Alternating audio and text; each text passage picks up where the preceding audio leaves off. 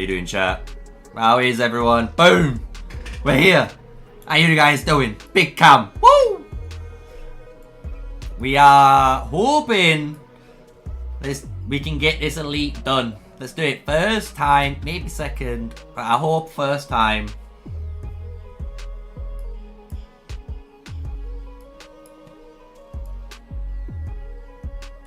One, two, three, 4, 5, 6, 7, 8. We've got 8 tanks.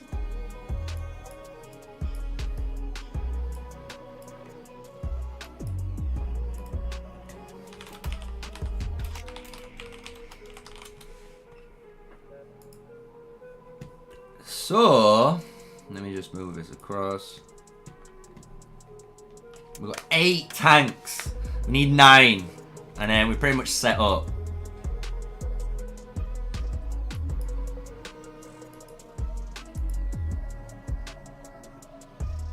So at the moment, I've got a 10% defense rune on, if you're wondering. We did level up our mask a little bit. I think I've got some more to pump in. Yeah. So we can level up a little bit more. Just give us that little bit extra.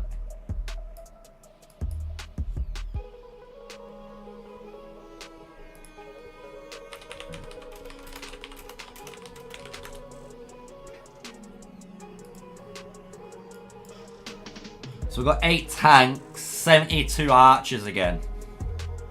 I think.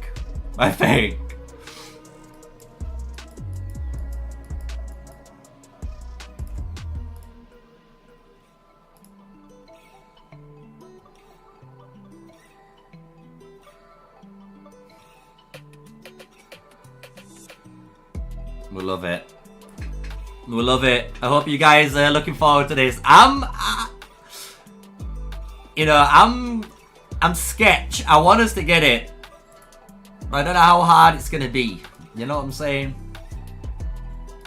We've got 15 minutes until we're gonna start it.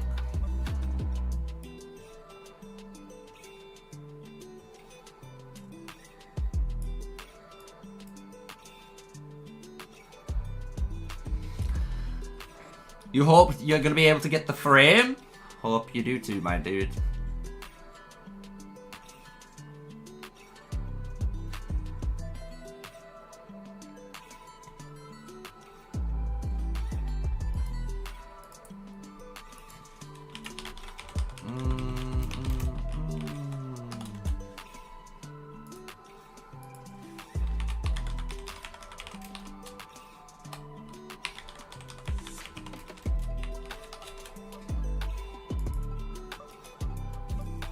So,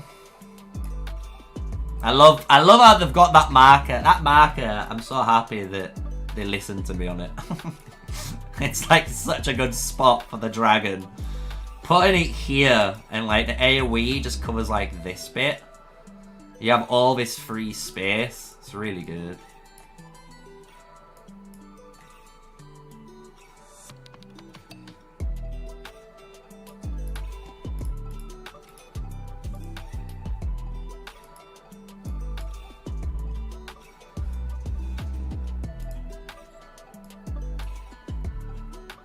This guy says if he targets T5, he dies quickly. I'm like, I know that's why you don't target T5. Can't target T5 yet, boys.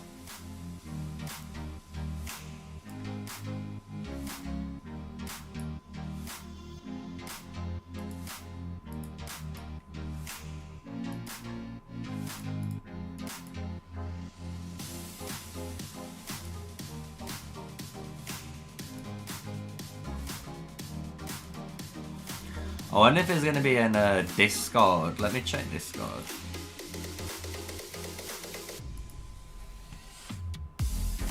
No, there's no one in the Discords. What's this guy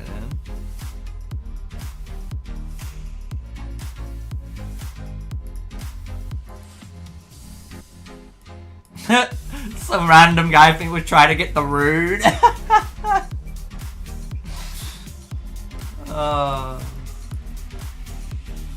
That was funny. I think he was trying to get the rune, he drew aggro on himself.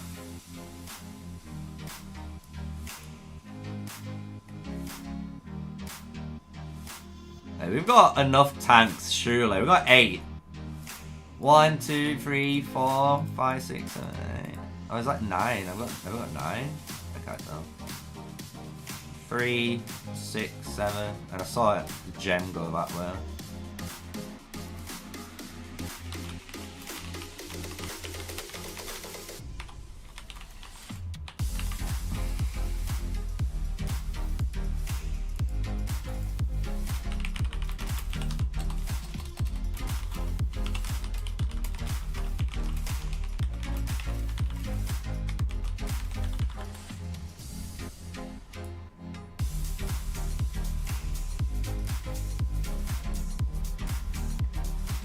I wonder if we'll go in first.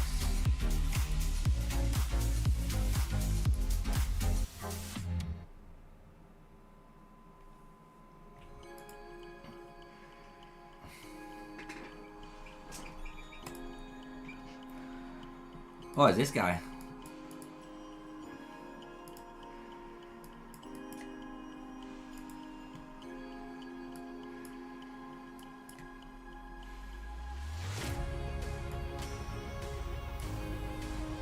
How are you guys doing? You think 50 T5 can get it done easy? I don't even think we've got 50 T5 here. I'm not even lying. Yesterday we had 10 or 12 T5 and you saw how quick we melted that on the normal. So I wonder how many we've got this time. How you doing, Yampo?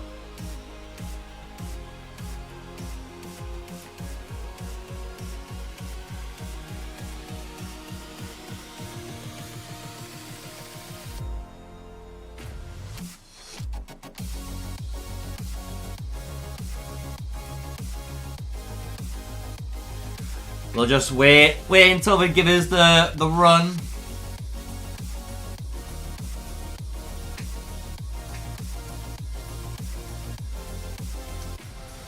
I don't know if we'll kill it first time. I'm just going to be honest. I hope we kill it first time because I think from yesterday we got it really good.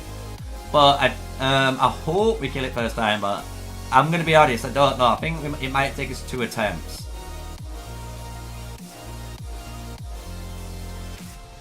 Why is Purvis Sage not into you? Because the guys in RK and all that all convinced him to join their side, and now he's on neutral side, if you want to say that. So it is what it is. Full mechanics now, that is true.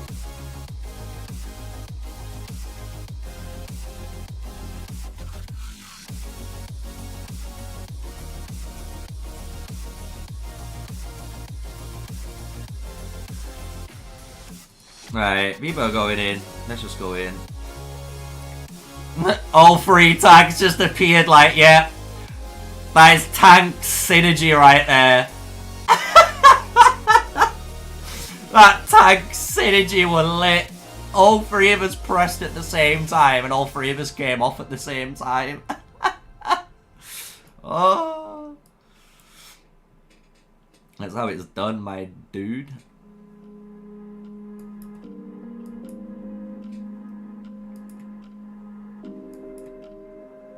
Right, I need to get the camera ready. There we go. That'll have to do, chat. That'll have to do. Yeah, I play tank in this. There's no point me trying to compete on DPS now. Because I'm pretty much the same as most of these guys in DPS. And to be fair, I'm a good tank player. So, having me in tank, it's like I was the one who figured out to put the dragon here, for example. You know what I'm saying? But you're seeing over T5, look. T5 area, look. So look how many T5's moving over. So you're going to see it. Bupati here did hit nearly 1 million. He hit, what was it, 859k damage. He nearly did a good... he did that 750 on his own, you know? Which is crazy.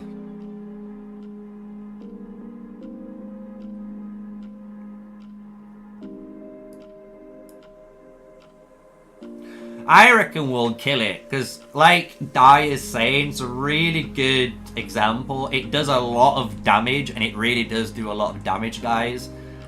But it's not the flame dragon, meaning it hasn't. You can actually do a lot more damage to this compared to it. It's kind of weird. Like, using archers in this is really easy. Do you know what I'm saying?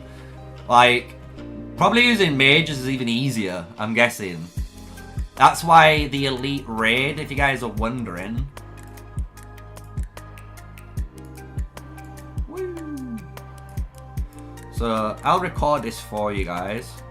So, if you're wondering, the elite raid right now does have 8-minute timer to get the frame, so that's what we're looking for. But the difficulty on the actual elite raid right now, guys, is the fact that you have the normal triple threat, but magic suppression is to do with magic units, but we never used magic units, so you can kind of ignore this one. So it's Endless Pain and Icy Tomb, and definitely Endless Pain, for me as a tank player, is going to feel it, because we're going to take 5% extra damage every minute from the dragon. So we really do need to be on top of tanking and switch out the aggro, hopefully, and heal just about right to pass through. So that's the elite raid buffs. This is going to be the elite raid. We've got 80 players here. We're rocking a bunch of T5, and that's on this left side, and everything else is high-powered T4. We've got 8 tanks in it, and that's our team composition. So hopefully our alliance is going to do this first time. And if not, we'll have to do a second take. So I hope you guys are ready for it. And with all that said, let's get into the raid. There we go, I'll use that, probably. Maybe I'll use that, maybe I'll change it up. It has all the info I need in it anyway, video-wise. But boom! Here we go! 69! 72, 73. Where's Hulk? I don't see Hulk.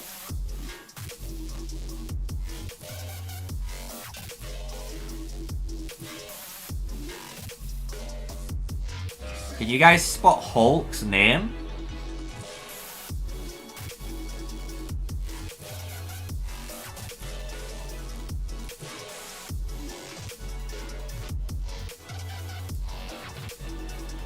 So our job, so just to let you guys know, our job right now as the tanks is to keep this dragon in that corner.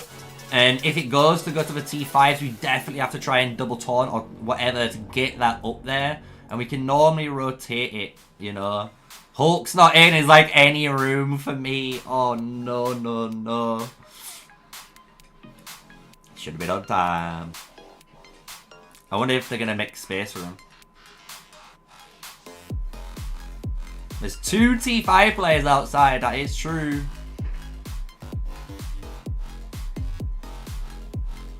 Pepe and Hulk, I think T5 players. So in reality, we need the T5 players in. I haven't tried Jollibee yet, Yampo, but funny enough, there is a Jollibee in Cardiff. So I ain't had time, obviously, to go to Cardiff. But when we get there,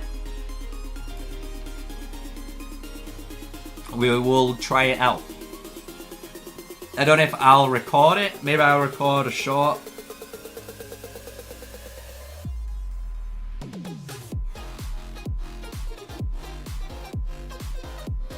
Pepe is in.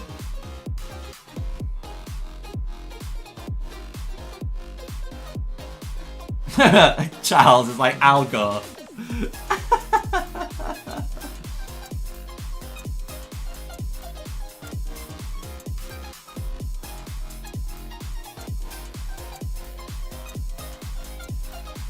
So I want to say we've got everyone in. Hulk's in now.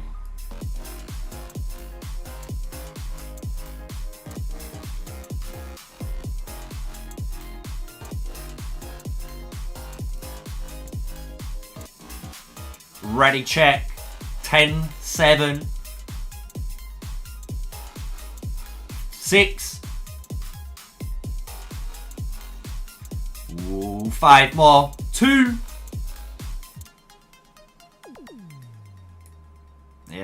try and split the damage.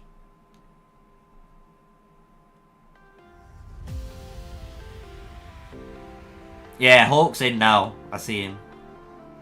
He wasn't in at first. We had to make space for him. Right. I think Charles and Yessen's on the way too, which means there's another 2 T5 players coming. So we've got a decent chunk. 1, 2, 3, 4, 5, 6, 7, 8, 9, 10, 12. Technically 13 T5 here, and everyone else is a pretty strong T4.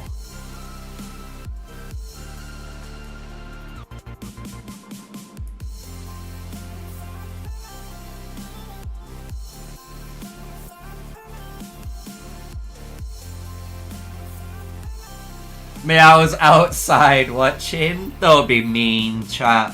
Meow might be watching.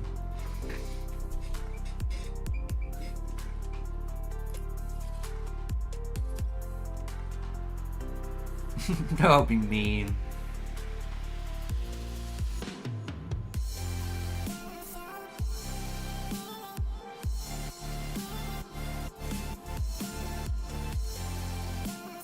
Kaibo's Legion. I love how everyone tags Kaibo's Legion, like, get out.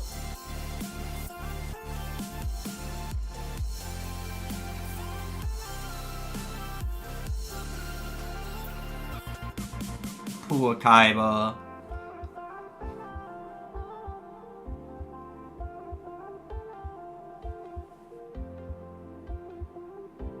He actually left. There's no way. Is his troops that low? That's wild.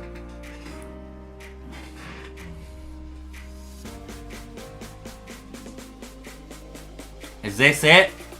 Is this the final 80?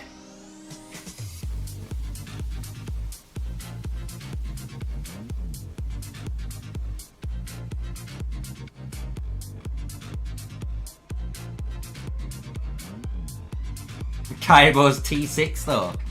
I love the chat.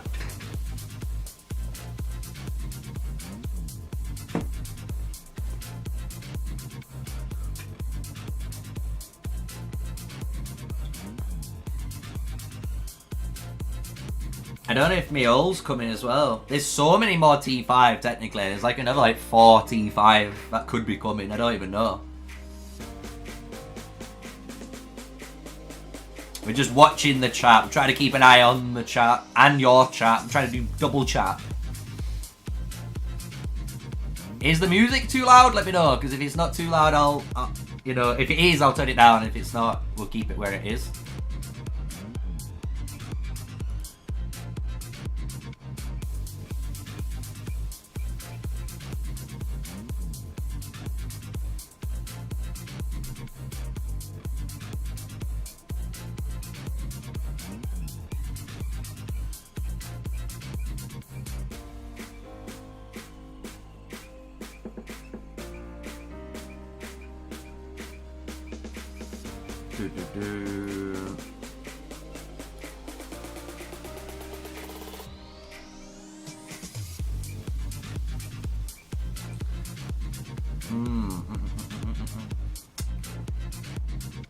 See.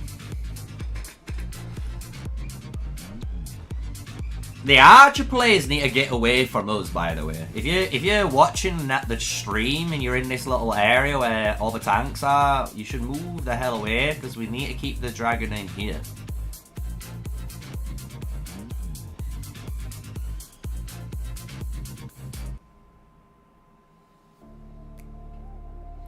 But the raid is going to start any moment now, guys. It was a 1300 timer. It's 1301.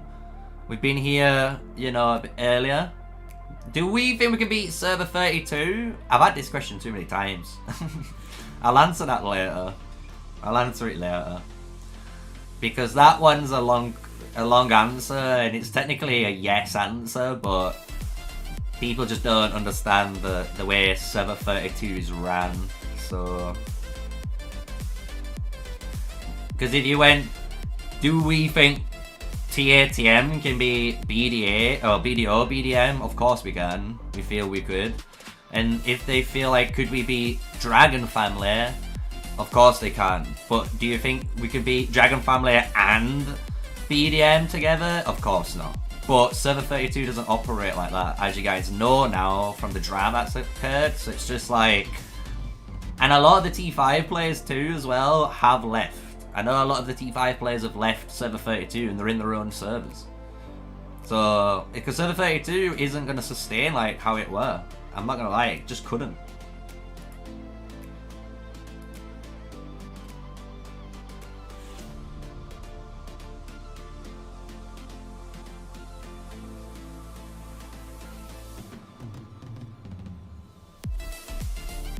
Yeah. Like I said, guys, if you guys record, if you guys can just honestly download a mobile recording app and record in a nice quality, like your fights or your raids, I've always said, yeah, just let me know, send me a DM and we could figure out how to get that footage to me, and I'm happy to make content for every server. It's just, the problem is, you know, there's only one of me, and as well, like, with all the mist stuff right now, like, I can't just jump into every server and do all the content, because of the, you know, I have to demist it all again.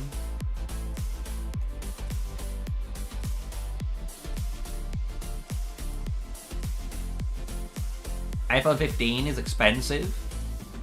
Yeah, I have a Google Pixel 7 Pro, but I'm not gonna lie, guys, it's smashed, and I need to pay about £200 to fix the screen.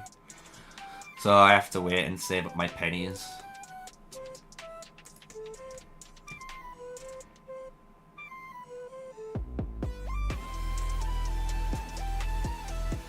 Right, I think that's pretty much all the T5s in that's gonna be online. I think all the other T5s are just asleep. He's like, Samaya not included. Is he not? Is he T5? He is T5.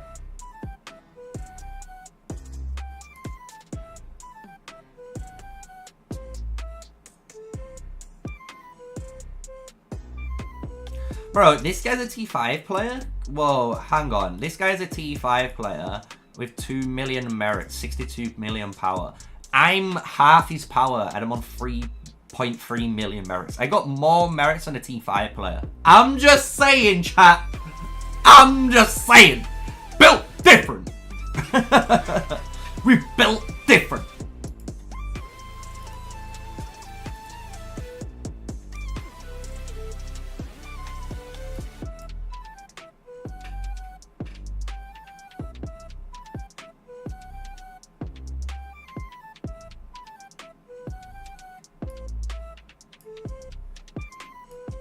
Right, this has to be it. I think this is the go time, chat. I think this is the go time.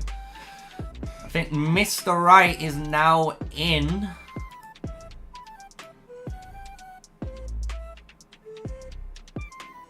Here we go, chat.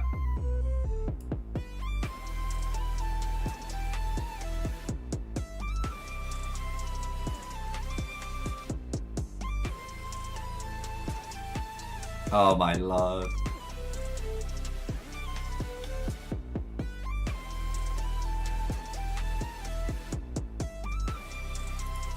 I said that and it doesn't look it. Sirius is like he's the best T4 archer, and it's like, bro, I'm the best T4 archer. But I'm not playing it. He's up there. He's definitely he's on the same level as me.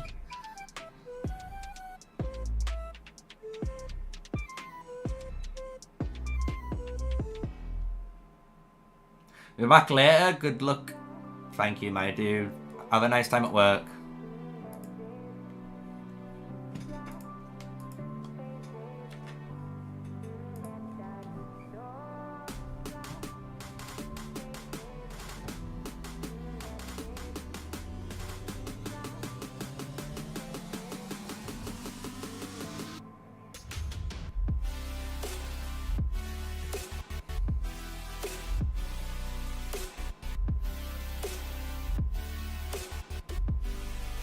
This guy joined. It's just like, oh, why are you joining? It's for one guy, I'm sure.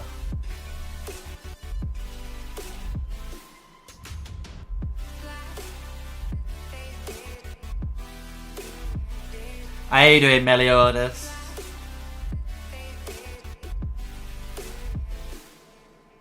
Cherry's in. Are we good? Are we good now? Start the recording. Hit the green ready button. 74 ready. 78 ready. I am ready. Are you ready, chat? Because it looks like this is the go. This has got to be the go. It sounds like it.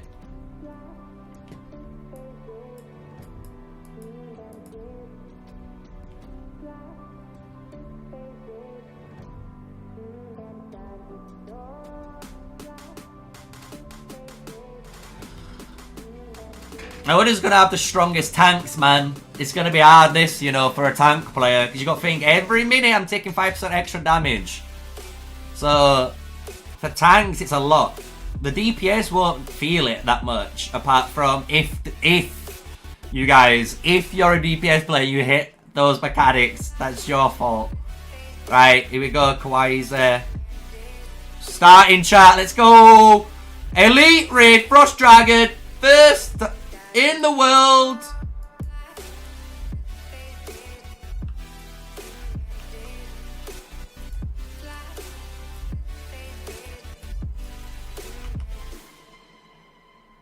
Oh, he's got it. He's got it. He's not got it.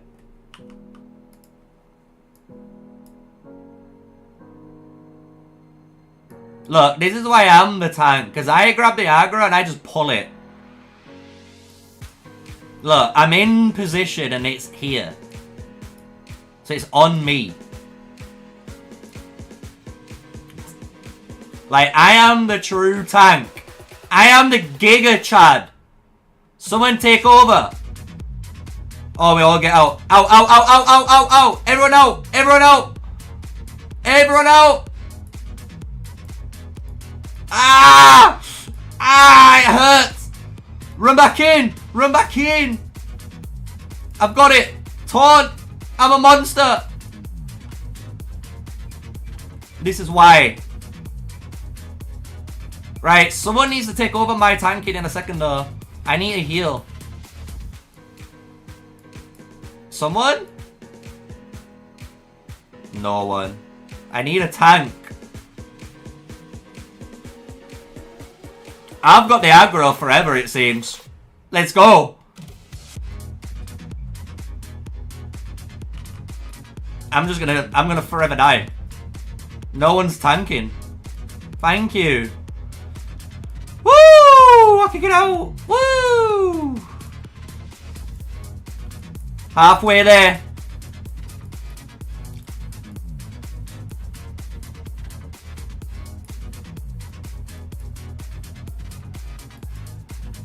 Where these tank players need to get over here, man.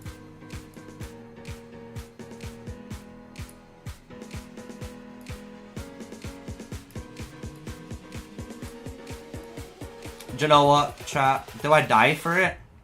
I died for it. Oh no, it's an ability. It's an ability. It's fine. It's an ability. We're good. We're good. We keep moving. It's gonna fly. This is gonna kill me now. This is gonna kill me. Look. I'm gonna stand still.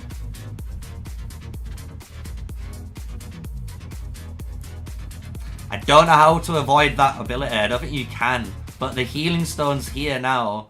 So the tanks who are left need to go there. Because I'm not gonna lie, I tanked that like a Chad. I tanked that like a monster for those guys for so long. So someone else can do the same amount of time. They've got the healing stone. 6.3 million health. The lizards are back up. The tank has taunted it. Oh, go on, tank. Pull it up. Pull it up. Pull it up. Good job, my dude. Now, other tank has control of it. You can see here. If you're in this area right now, chat, if you're in this area that I'm circling, you need to get out of it, because this is about to do a ton of damage. A ton. Oh, here we go. Big AoE again. Get out. Nice. Run, run, run. 45 alive. 5.2 million HP to go. The AoE on the outskirts. 38 left. Only one tank potentially still alive. And I will tanking the majority of it. I'm just saying, man. I'm just saying.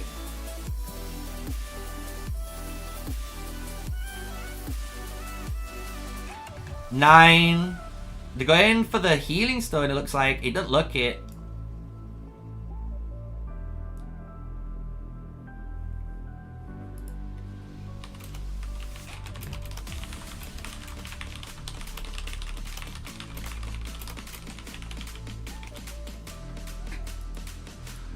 Gonna go again. 4.6 million. We can do it.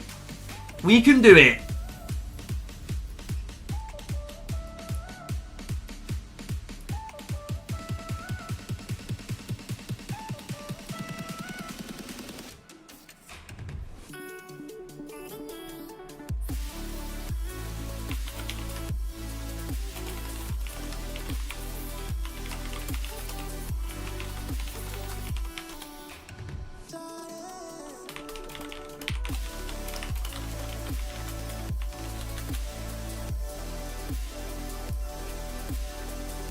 Yeah, we've got enough time. Everyone believes we've got enough time to kill it. It's only 8 minutes. We can kill it. It's just about, they need to swap. Like, I tanked loads and Gem tanked loads, and then they were like, I don't know what the other guys were doing. We were just stood there waiting for others to swap out. You know what I'm saying? So if we can get the others to do what we did, it means we'll win, because it means for a tank player we held it in place long enough for the DPS to kill it, right? So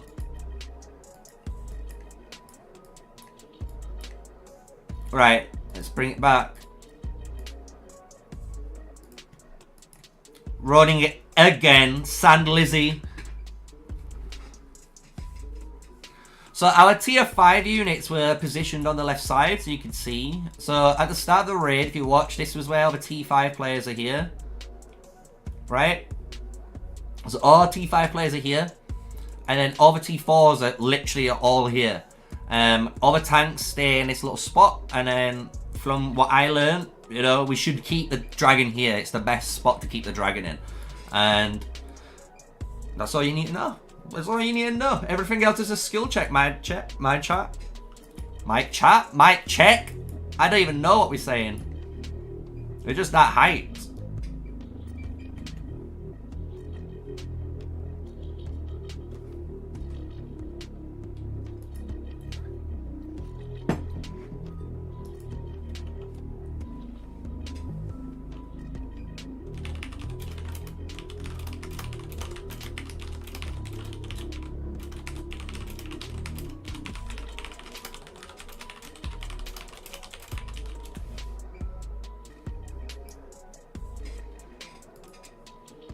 We're walking up.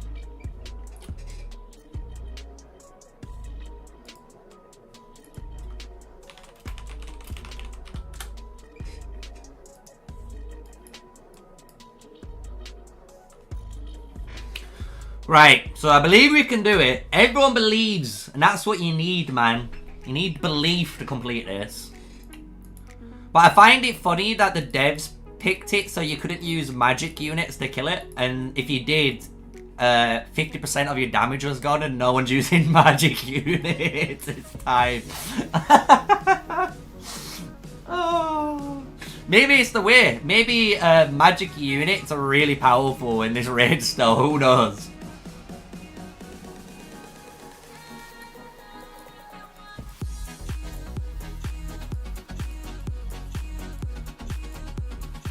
I bet that's closer, right?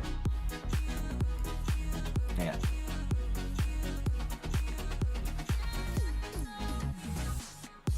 Oh, is it?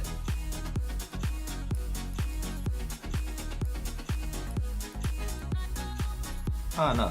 Oh, we're right. No, you haven't missed it yet. Technically, it were the first ever elite raid in the world. Was it successful? No.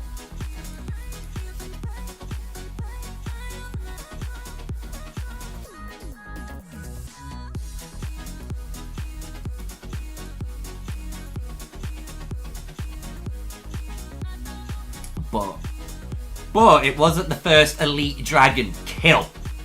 You know? It was the first elite red dragon, but not the kill. So look how long I was tanking it for. That's my tank time. That's a good tank time. See that? That's what you want. If you're a tank player, these graphs make sense if you're a tank player. Because I basically waited my turn, I tanked, someone took over, and then I basically retook aggro again because no one were there. And I just held it. We just held it for that long.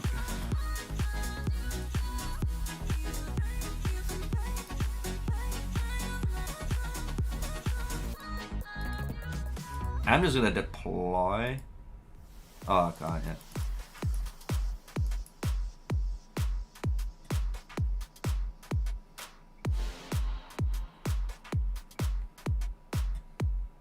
Yeah, man. And the thing is, our tanks do very good work because they listen to me. I'm just saying. I said this is the spot from day one. This is the spot. I told them all the mechanics you guys as a tank player needs to avoid. And most of them listen, you know, and they all move and they all keep it in place. So it just showcases, like, if you listen, you're good.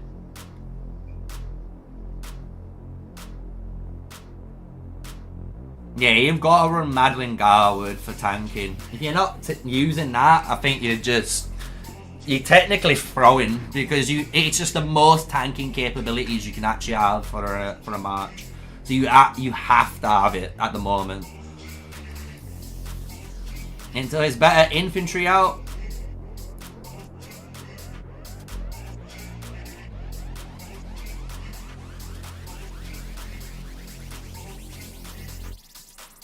Look at that, man.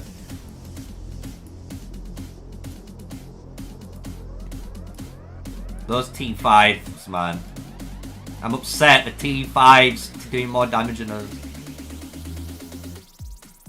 Just where the tanks are down here somewhere. Tanks so much without a heal.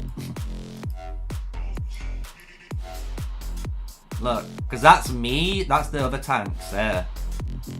And Pappy's the T5 tank. So you can see these are all the tank players, and this is the difference. Like,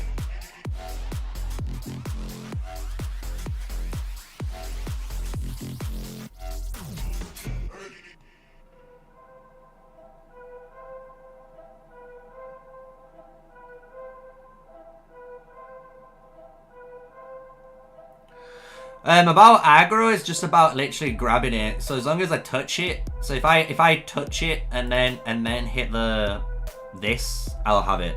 Yeah. Because taunts are hard. This is the one thing which players don't understand, and it tilts me. Taunt is a hard CC, and it says this dragon is obviously unable to be CC'd, but obviously it is hard CC'd because taunts are hard CC'd for it, you know. So like, if you're a tank player, the hard CC goes for anything, you know. So this just shows you like how threat actually works. So if you're wondering how threat works, this is how. Like, if you watch the way we fight, Kawaii goes in first, deals damage, so he just takes a little bit of damage, and then he taunts it, and then he'll pull it up, and then as soon as he pulls it up, then, you know, the next person, and then the next person, the next person.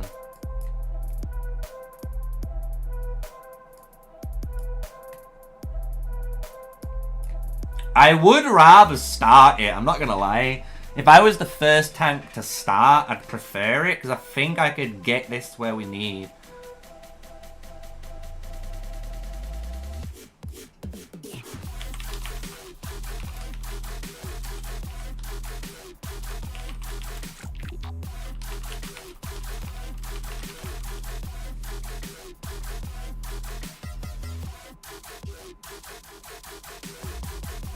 We'll see. No, you literally just need to touch it once. Like I say, as long as you've touched it once and you've dealt damage, then when you hit the taunt, it goes through. So then you have the taunt, like you have aggro for 5 seconds. So in 5 seconds, you need to be fast. So a good tank play needs 2 good things.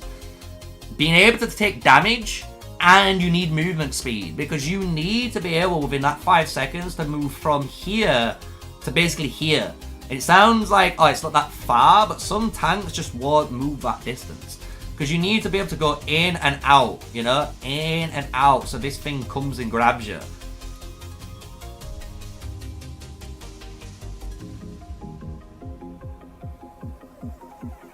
Oh yeah, I would love a new artifact for raiding, which said something like, it taunts the behemoth, and it gives you, like, every time you auto attack, like, increased defense all the time. Like, and then, you know, after the effect of the taunt is done, you lose that defense buff. Because that's exactly what you need to do as a tank. You taunt it, and then you need to tank up, so then you take no damage, and then you pass it on. So, like, I really would love some sort of, like, tank artifact that does that. Where it tanks, and it either, like, allows you to just keep, you know, taking damage and bulk up really good, well, or it heals you through the taunt. It'd be really good. And even like a taunt, which would be like a 10-second taunt or a 7.5 seconds, because we got 5. So if you did 7.5 seconds for like an epic gear and maybe 10 seconds for a legendary one, and it'd be perfect. It'd literally be perfect. You don't need anything else then, because you could have the newer tank players using the blue stuff. Then when you're an experienced tank player and you want to go for it, especially for the elite raids, you can go for then the epic ones later down and upgrade it, and same the legendary. And the thing is, like, the legendary raid artifact, they could throw it in the dark chests. So instead of just earning those farming artifacts, you know, the horn and the spawning one and the teleporting one, well, you could put a raid artifact in there. Why not just put artifacts specifically for raid content in there as well? I'm just saying, chat, like, I'm here all week giving you good ideas. If you're a dev and you're watching, I'm just saying, come in my DMs, you're happy. I'm happy to discuss and be a creative director. I'm just saying.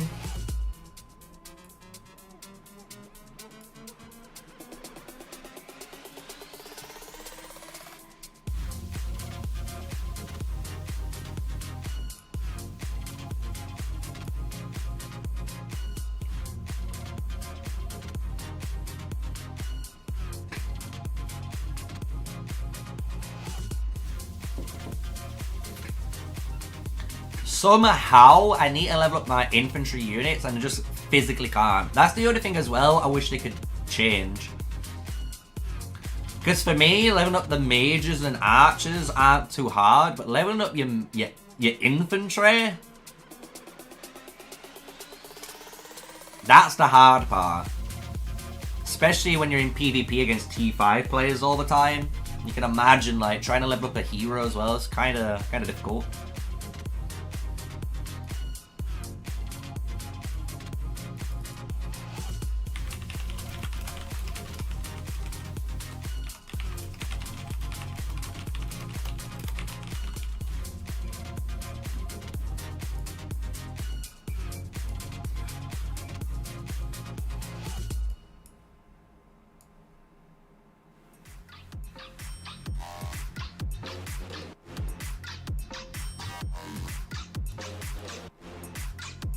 Look how close I am. within a mouse.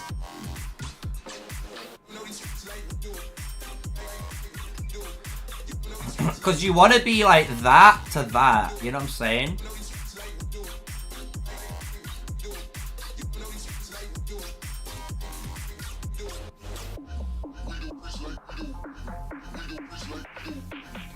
I like this. This is the right answer.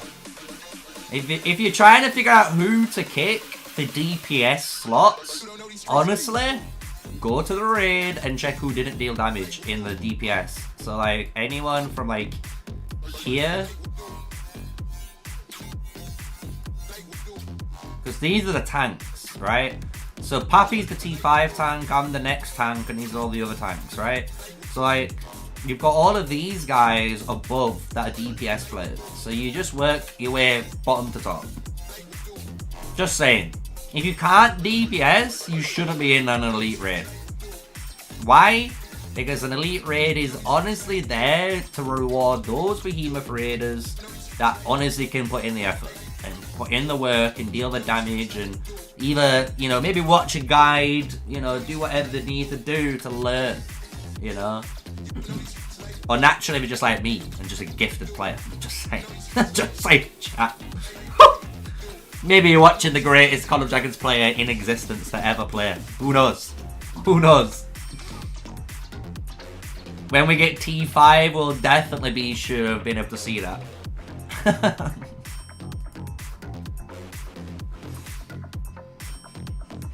Bum, bum, bum, bum. Also, I've done another research, by the way. So, at the moment, I'm actually cooking double infantry research.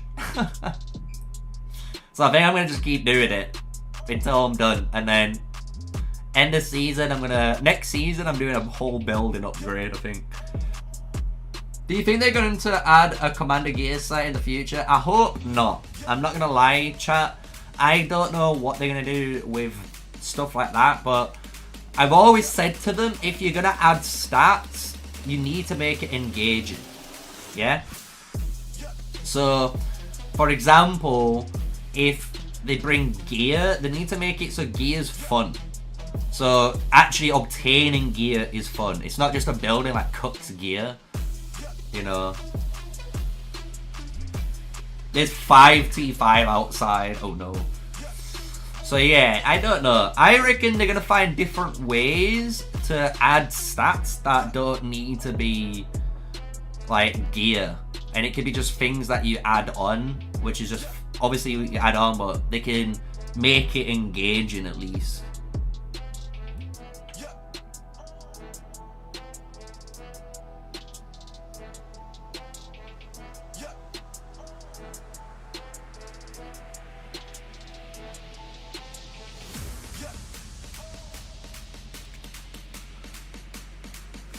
The patience. This is the patience game, chat. I do apologise. Trying to keep you entertained, but it's just one of them.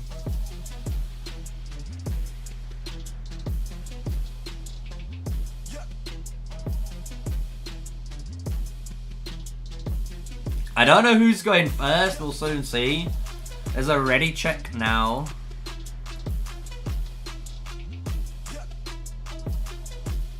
Bupati's not in. He wants in.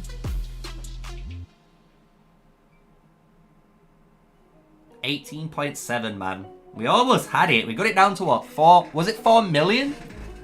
4 million first attempt. Was that right? Right, chat?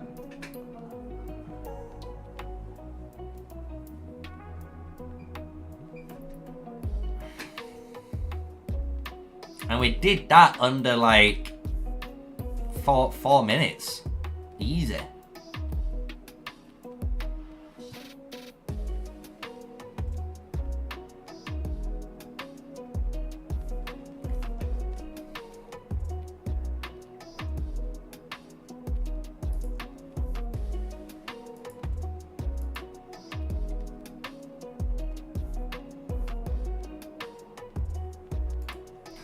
They need to let the T5s in. I'm not even lying. They need to let the T5 players in.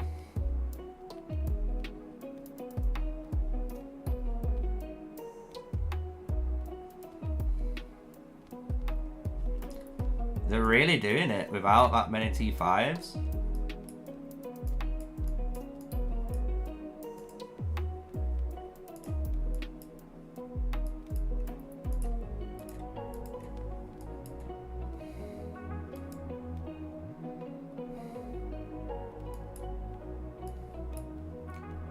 Someone needs to grab the aggro and pull it up. Pull it up. Pull it up.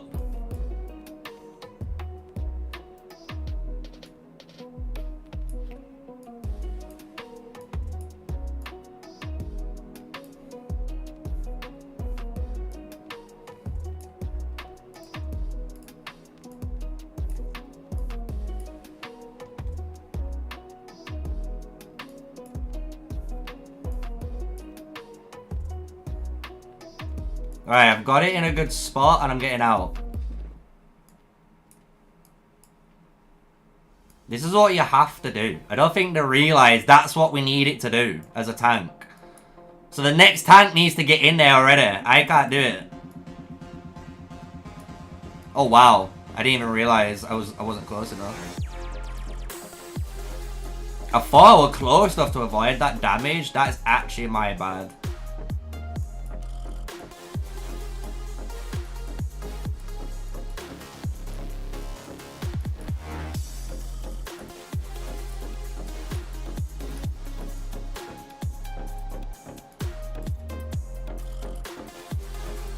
What are these guys? 62, 46,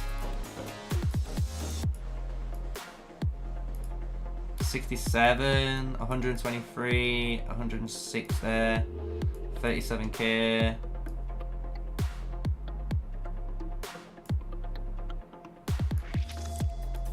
It's gonna do its move now, right?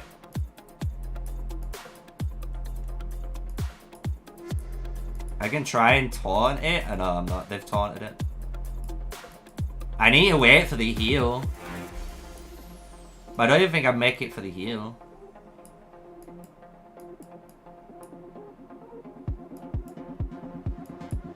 All we gotta do is just keep alive and see if we survive the blast. Because this is the flying blast here. But you can't dodge this, look. Can't dodge that. Can't dodge that. Cannot dodge that. We've got 5 tanks left though, and we need the healing. And they did the healing without giving it to the tanks, which is the big issue now.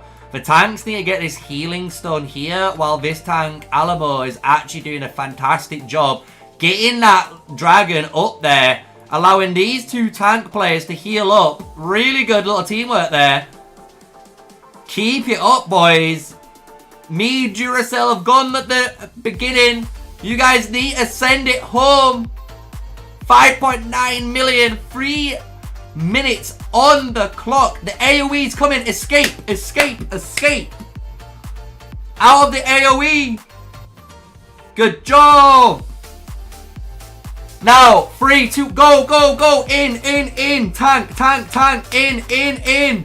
You can see it coming. Oh. It's fine. You got 1, 2, 3 tanks. 3 tanks, 5.6 million health to go. 50 members left here. It's dropping. It's dropping. Come on, chat.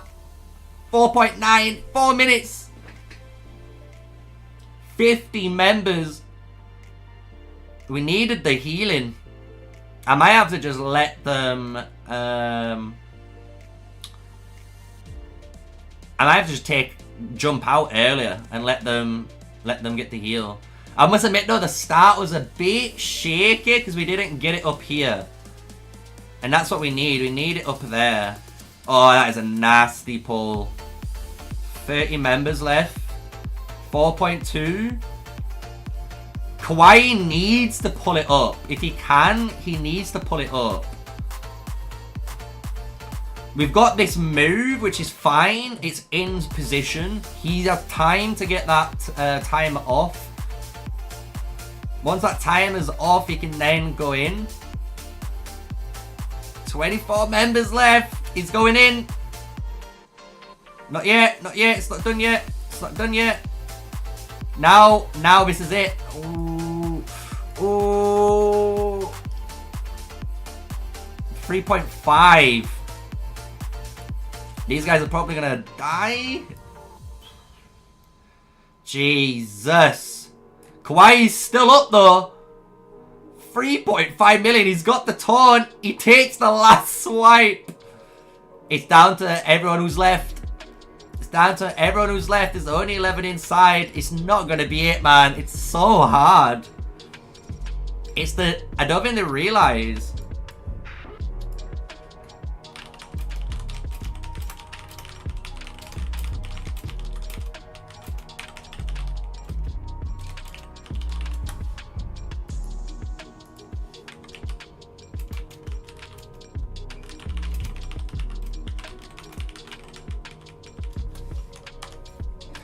I just want to pull the aggro first.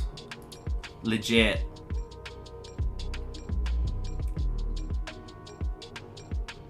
We don't need DPS. No. Look, we don't need DPS. If we needed DPS, it wouldn't be on 4 million HP left on 4 minutes on the timer. It's nothing to do with DPS. It's to do with we need to do the mechanics correctly so we can survive. Because they're not letting the tanks get the healing. Look at the healing received for the tanks. Look at the healing received.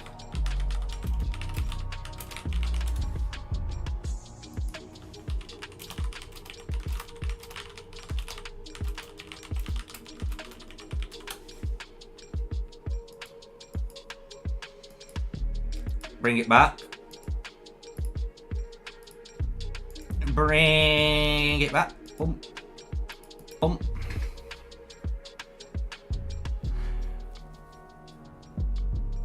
Yeah, man, we just gotta keep trying. It's just one of them where, you know, we've done, guys, we legit had to fight a bugged Necro Giant when it first came out, and we probably fought it 20 times, and we nearly killed it twice. So it's just down to perseverance and trying to get it.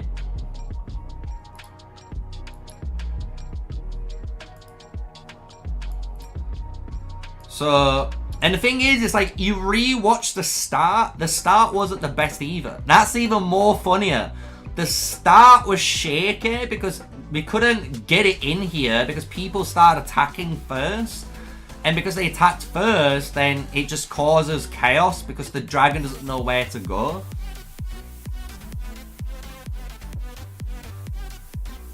Yeah, literally, like, everyone's saying everything right here is what... You know, the DPS need to dodge more, and then they need to let us to get the tank in position, the dragon in position.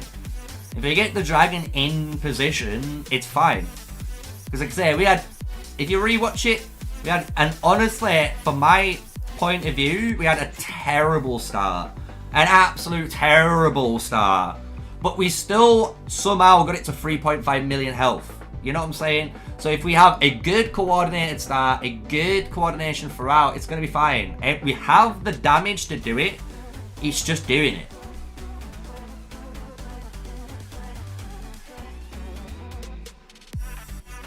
So... I believe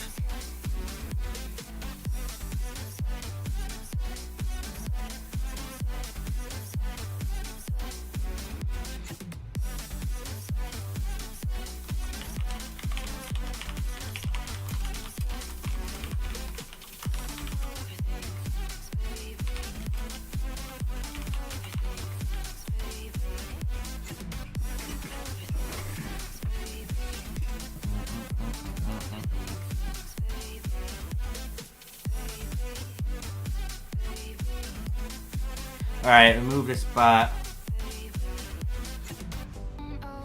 Yeah, Hogan everyone needs to remember, Hogan makes the main point there, and this is what a lot of people probably doesn't realise, like, there's no reward for damage rankings, and I bet you a lot of them think there's damage ranking rewards when there isn't, because it's an elite raid, right? The reward is the frame. That is the reward, and everyone gets the same reward for completing it. So... it's one of them. Everything just needs to come together. But maybe it's like yesterday. Maybe it's 3rd time's a charm. We failed it the first 2 times and we got it on the 3rd try. Maybe it's the same.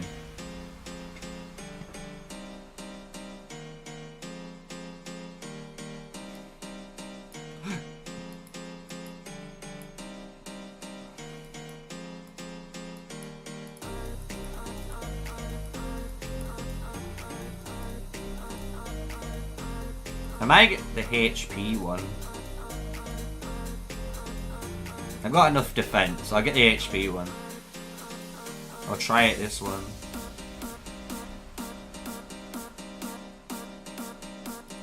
Because 10% defense is great, but I do have, honestly, like,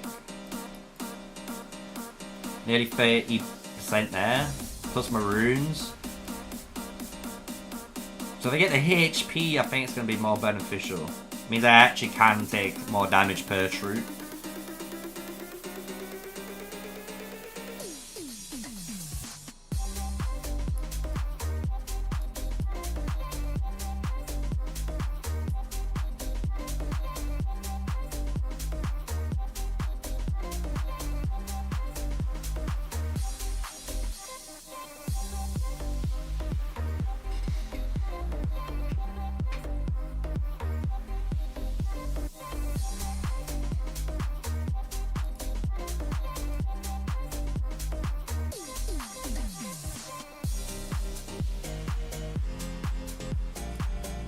Yep.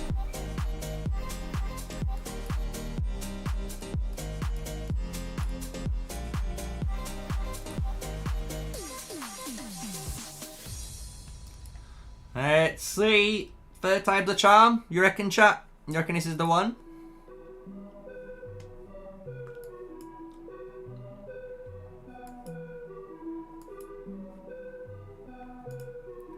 He's a hard boy, man. He's a hard boy.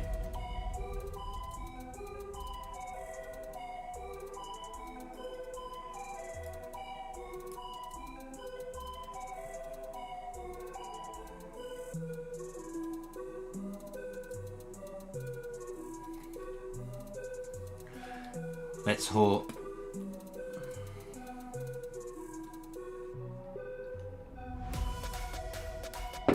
Look at all of these guys. T4.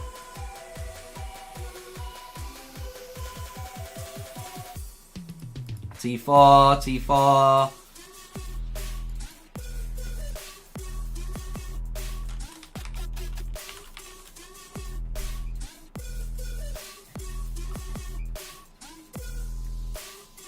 I'm sat out here like, really?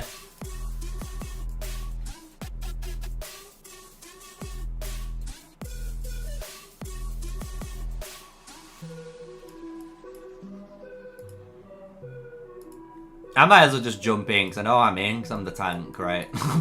All the tanks are here.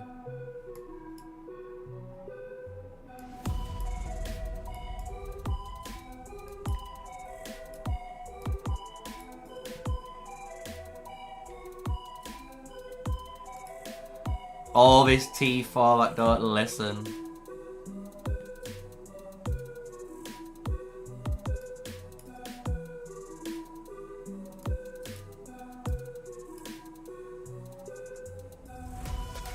Like, who's this guy? I don't even remember this guy being one of the tanks before.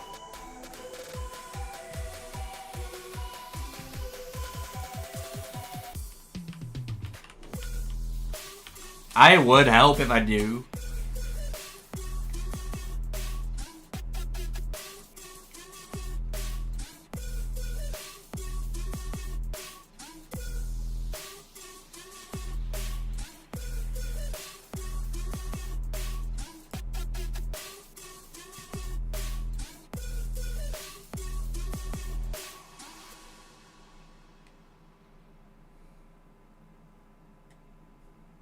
All T4's out in 2 minutes. Oh.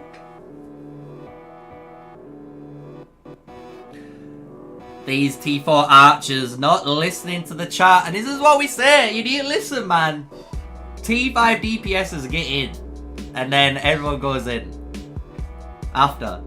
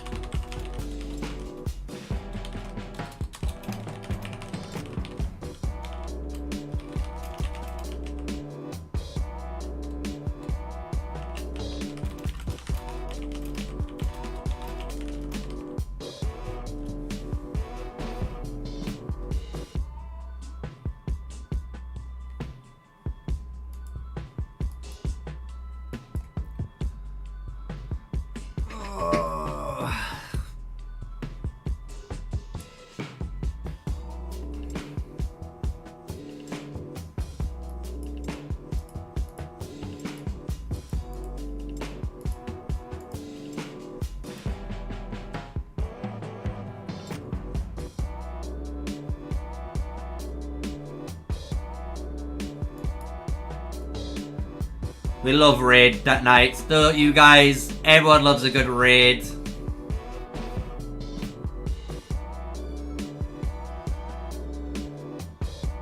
Kawhi's in now, thank God.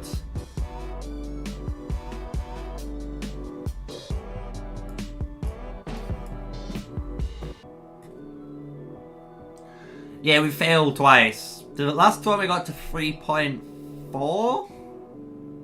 3.4 chat, was it?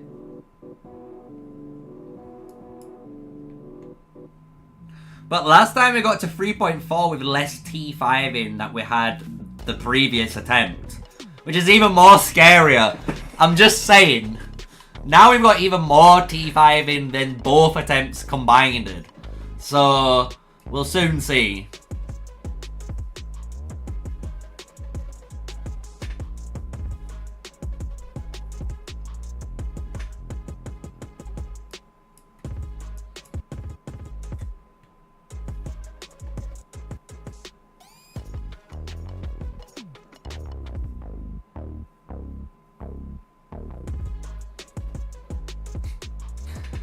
I love it though.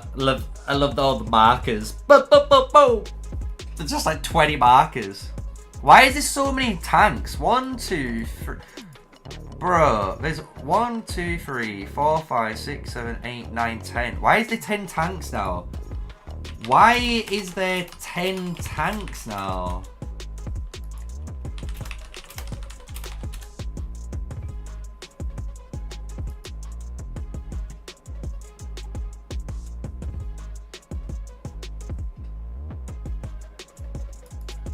Like, what?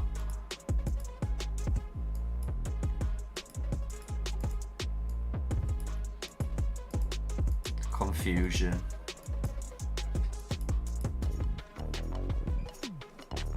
It means there's new tanks, which is annoying because we already have, like, why is there, who are these 2 new tanks?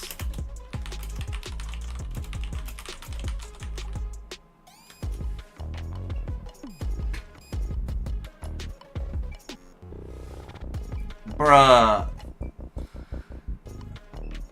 This just shows the desperation, man. People are just jumping in, trying to take over a tank row, and they're not even a tank player. For them. It's like, we've been tanking for the Dragon Raid and all the others for the first.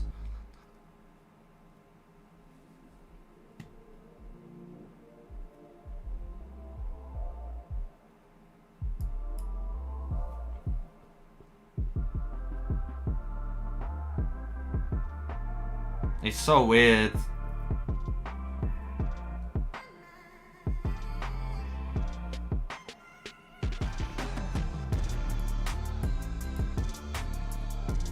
Like, who was it I didn't recognize? I know Deja Poi, Gem, Kawhi Alamo.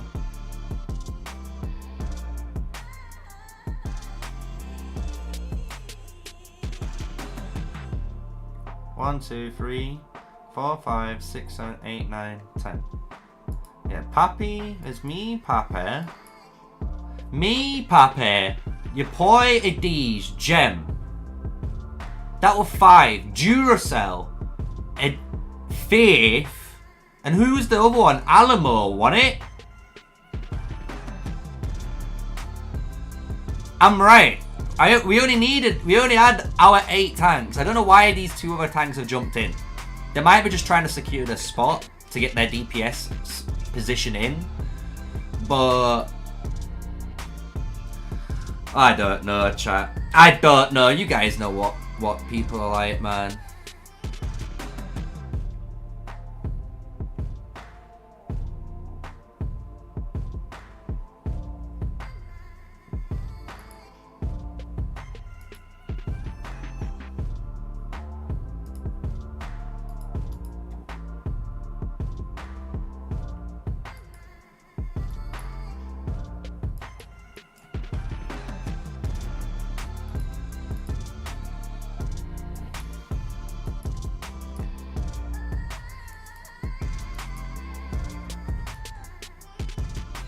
I was trying to see if I could spot anyone.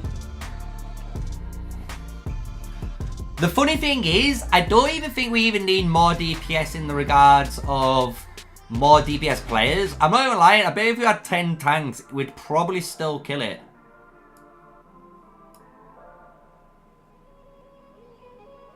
You know what I'm saying? Because if you watch every attempt, we can easily get it down to 3.5 million health by damage, right? And that's within 4 minutes of the time. So we can kill, like, we can do over 70% of the damage in thingy. Oh.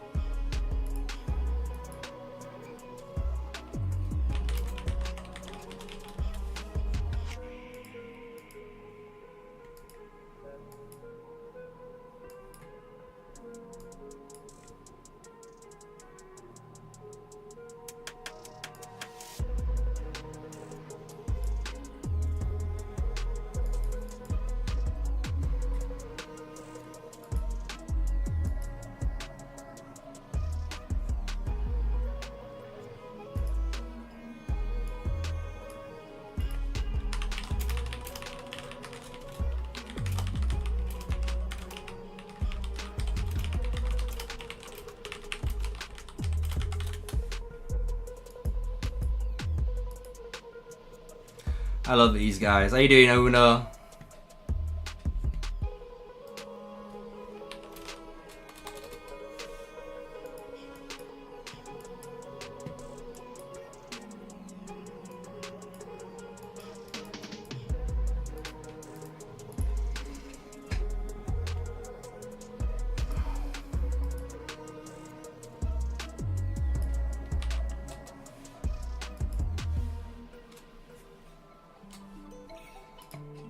This guy.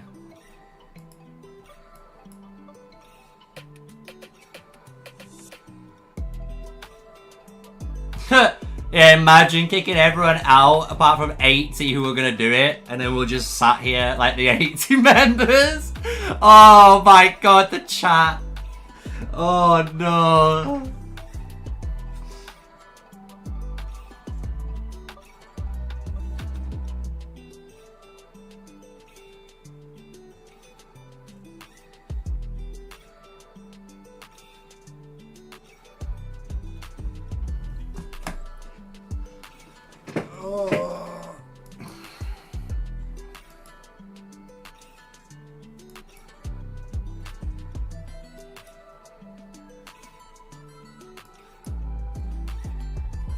Right, we got the 8 tanks. They're the correct 8 tanks. This is who we've had every time.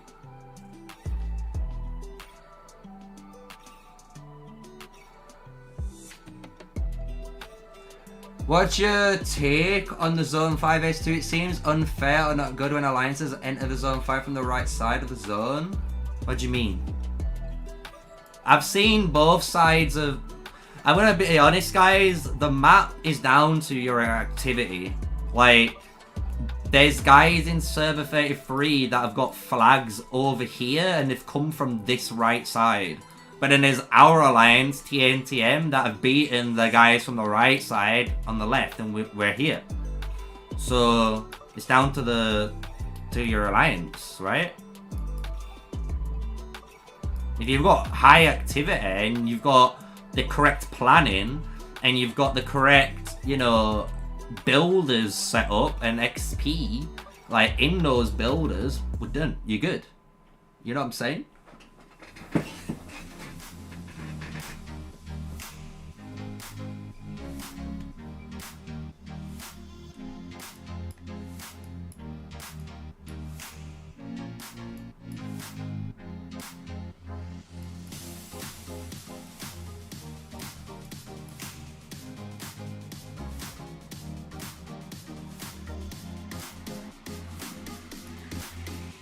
There we go.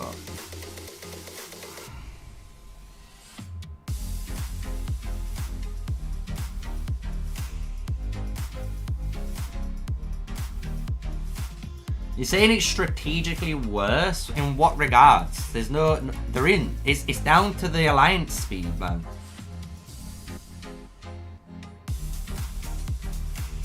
Like, everyone's in the exact same predicament. Literally.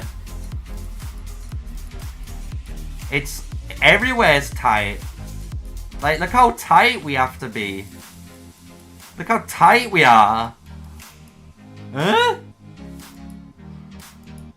I'm confused, man. To TP? Bro, if you wanted to TP, look, this is what you do. Because you've got more of a shorter distance. I'm so confused. I think the map isn't that... Don't get me wrong, the worst thing about the map is this choke point.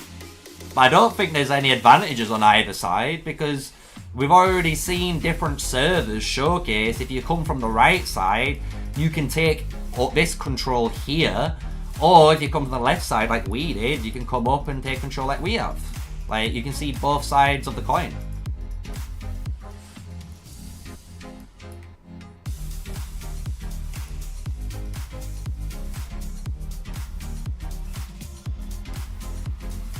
So what you're watching now is the correct way for the raid to be set up. So you can see all the T5 players are finally getting in properly. And then, once all the T5s are in normally, then we'll have the T4. Or T4.5, T4, you know what you wanna call it.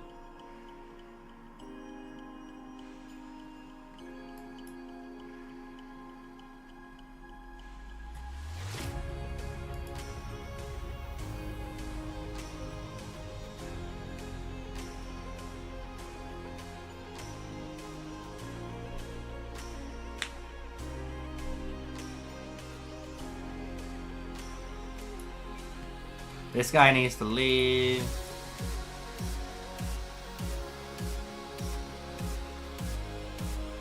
Do apologise for the little bit of delay.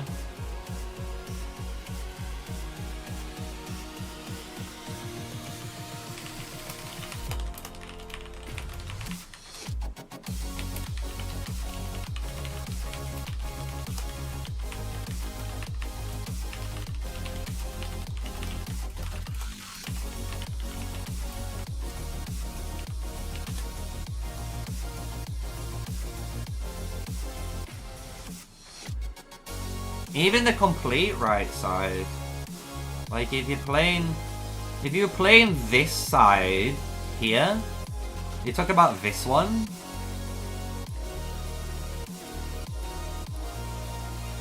It's because when you go up here, you're meant to flag up here and share the territory. You can see how there's two alliances sharing that all of this territorial space. That's why. You've got one takes up that entire area and one takes up that area.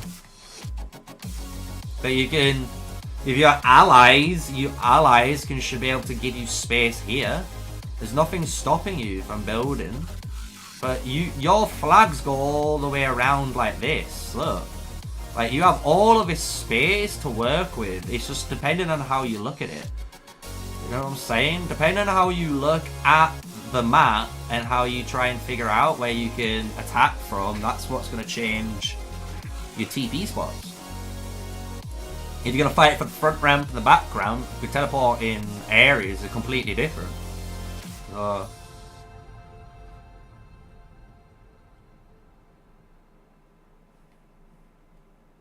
now he's going to pull out the lowest damage hitters. I love it.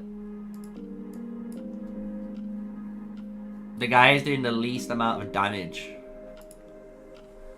True count doesn't mean lower damage.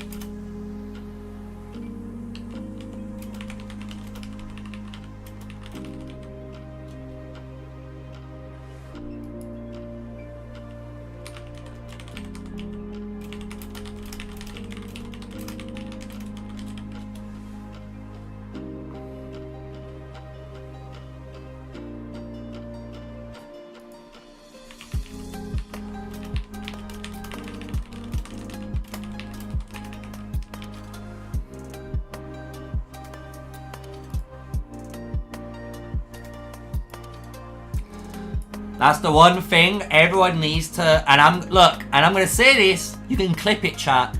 Look, if you are trying to find out who does the most or least DPS, do not judge it on troop capacity.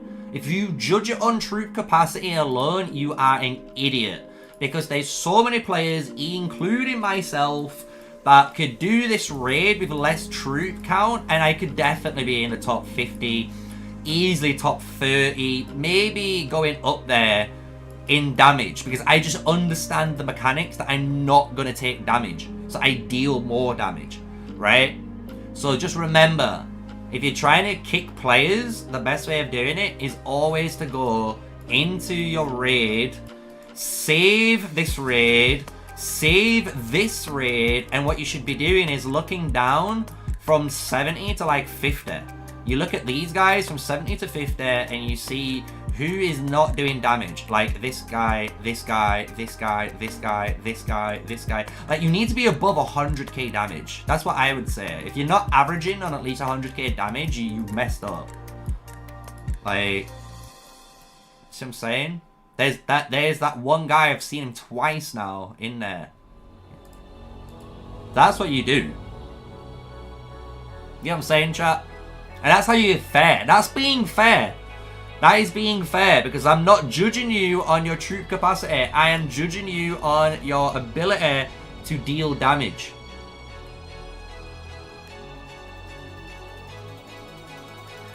Hopefully this is the attempt, boys.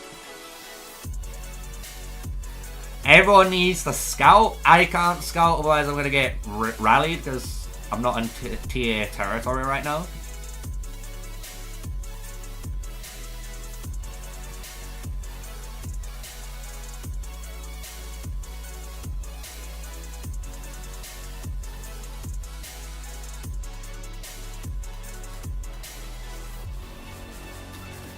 $75, $76, ready, 7.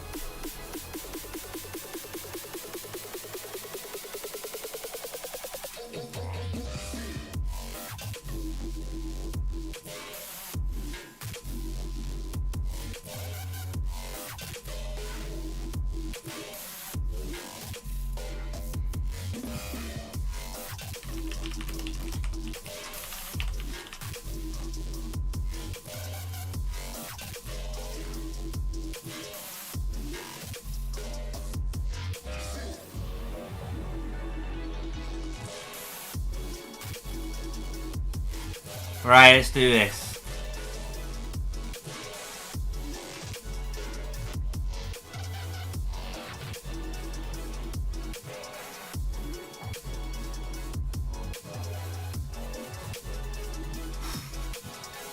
Guys, I'm not even gonna lie, I know this might be the last time we're doing it today, I don't know, but if it is, I'm just saying to you right now, I am... Whew,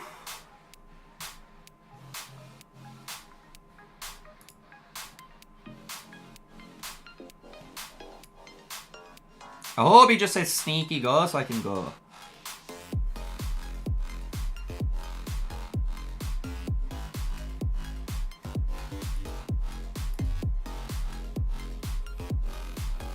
Oh, Kawhi's there.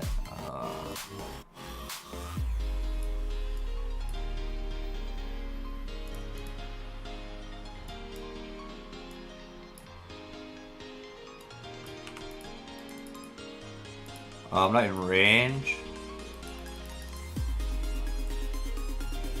This is why I say let me do it. I'm the only one who seems to know what they're doing. Oh, come on.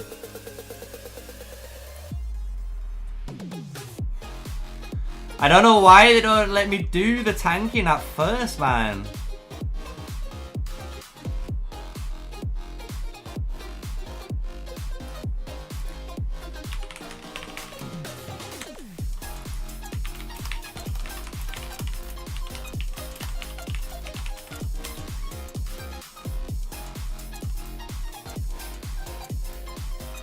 Move out.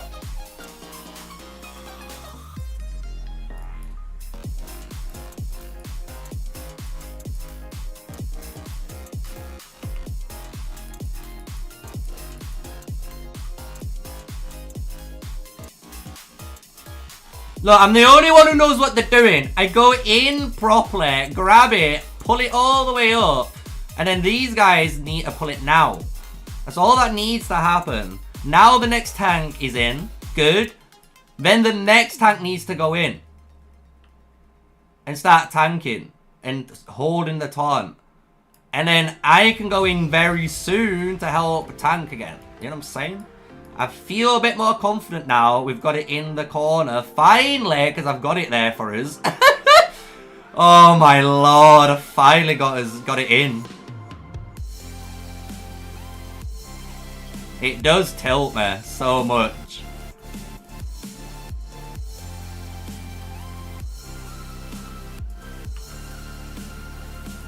Oh no. Guys need to move. Don't taunt it! Don't taunt it! It's the special ability. It's the special ability. Oh, you guys. Stop taunting. You can't taunt it. Like, literally let me do the work. Just let me do the work. Watch. Now it does this.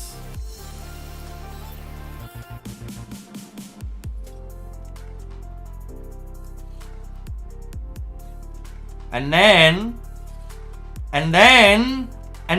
we grab aggro. Look. This is how you tank. And then he pulls it off me. He pulls it off me. He takes the aggro off me. It's fine. It's fine. Tank's gonna get healed. My first actual heal. Woo! Let's go! Get the next heal.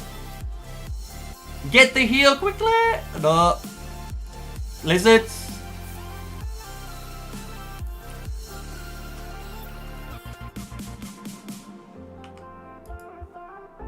I've got it. I've got the tank. Oh, no, I'm dead. I'm dead. It's fine. It's fine. I didn't just notice that.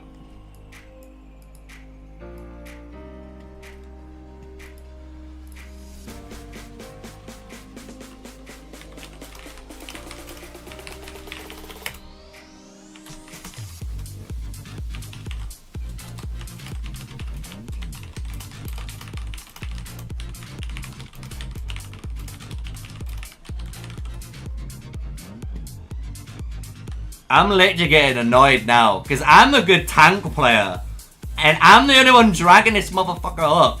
It's like, let me just do it. Just let me do it.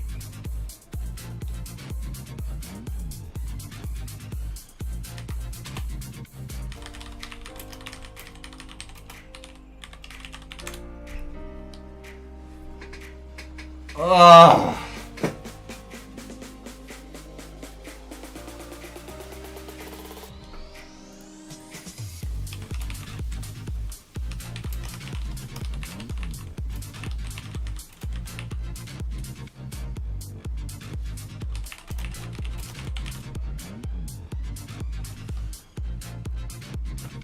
Five minutes, 20 guys are left. I know we're gonna probably do it again.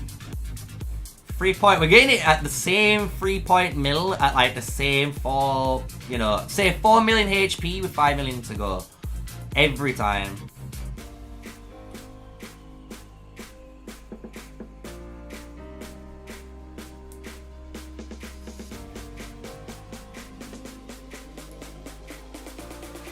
These guys are saying it doesn't matter who tanks first. It's like it does if you want the dragon in the right spot.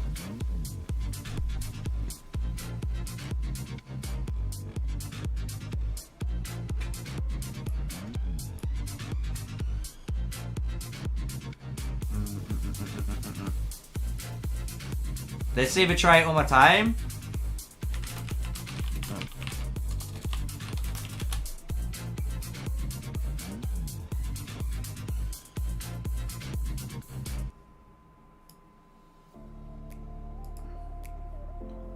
See if you're trying again.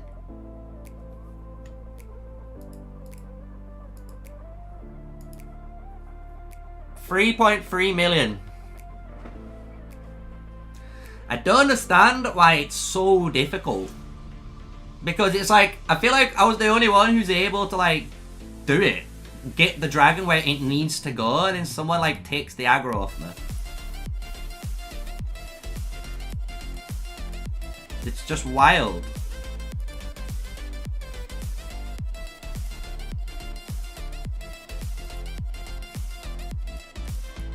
Like, look how much damage I'm tanking. I'm rank 15.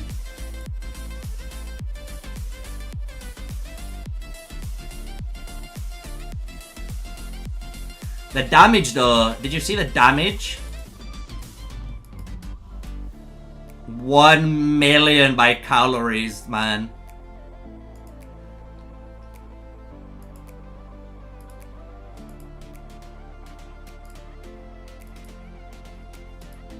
Alright. Let's see if we're doing it again. I'll move my infield. Ready.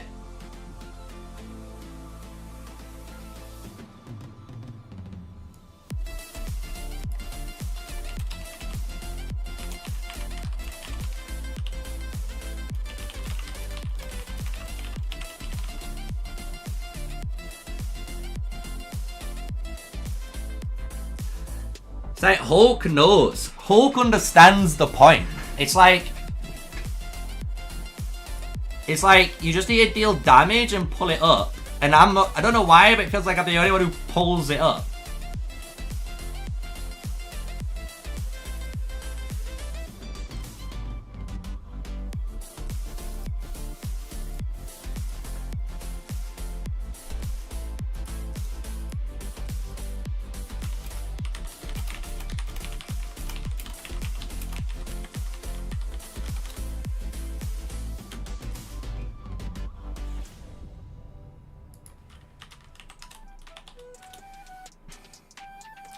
Oh, I need to beat Pappy, man.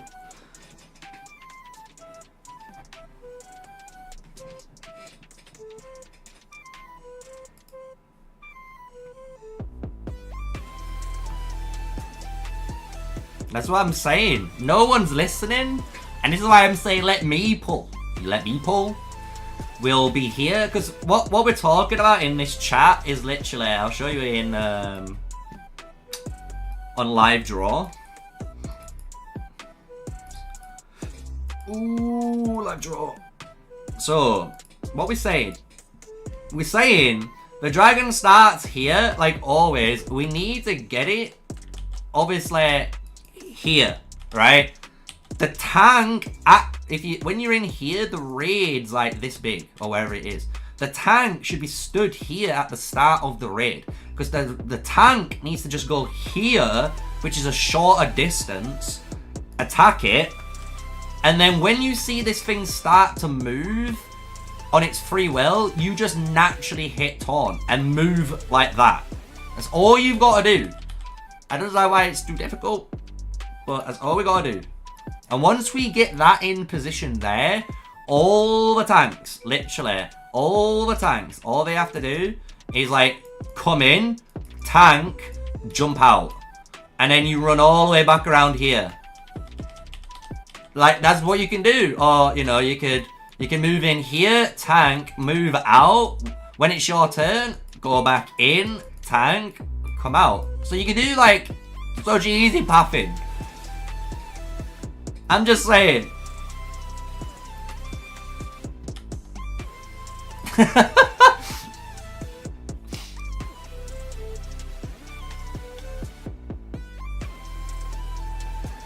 Now, unfortunately, my friend, an early shift, but hopefully, guy, you'll have a nice one. And hopefully we get it. Yeah, hopefully we get it.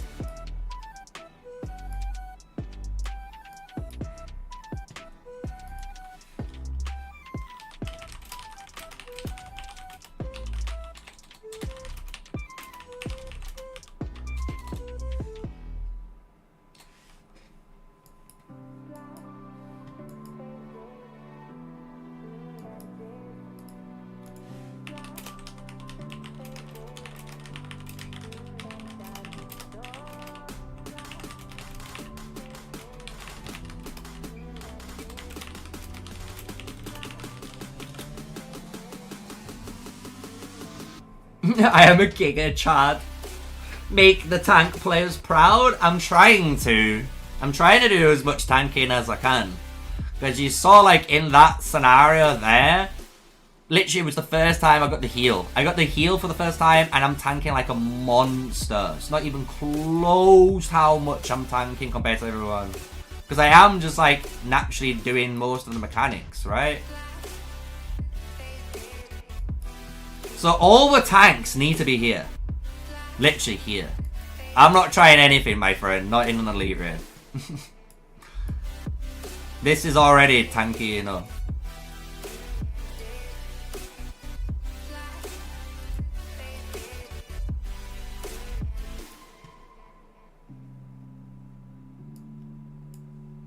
This is where you need to be stood.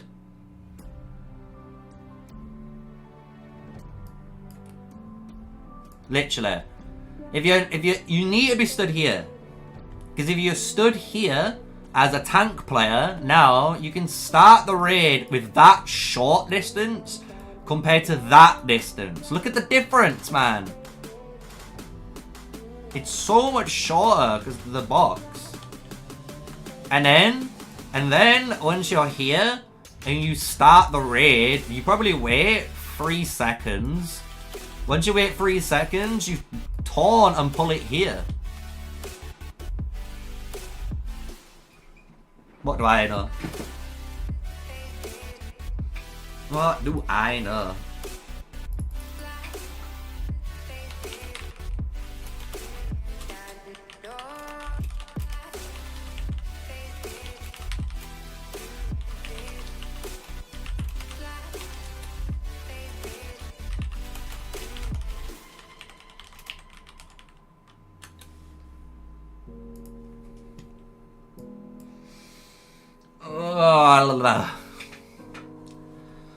What it feels to be a tank player, tank main in a raid. I miss these old days from World of Warcraft and stuff like that, I'm telling you. When you're there and you're looking at the hunter with the pet out, and you're like, why have you got your pet out? Why is your pet on aggro? Can you put your pet on passive? And the pet just draws aggro. That'd be funny.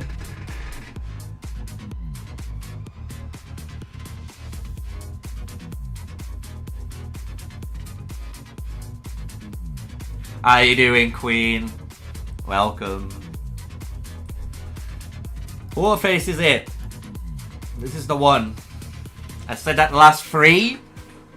Said it the last 3, but you know. New T5 weird.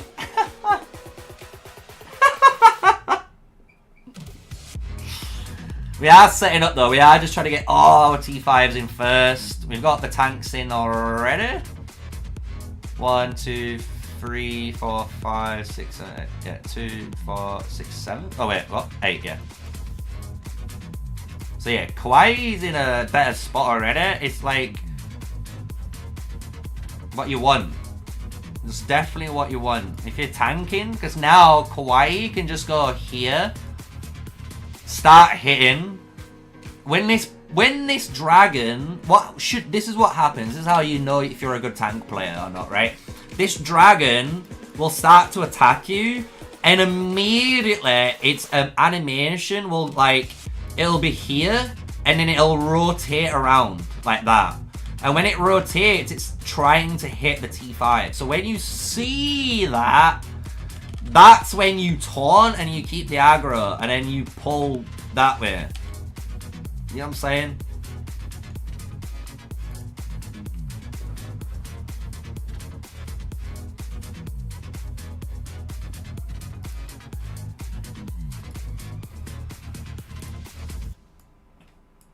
There should be a threat meter. Yeah.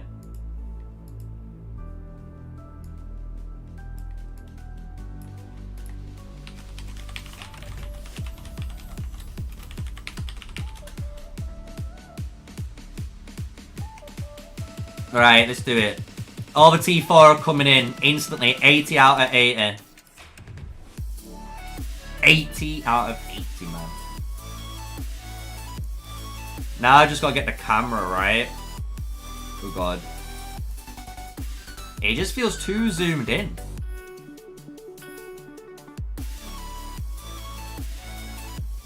Here's what it is. I just want one more zoom click out. That's all I'm asking for, game.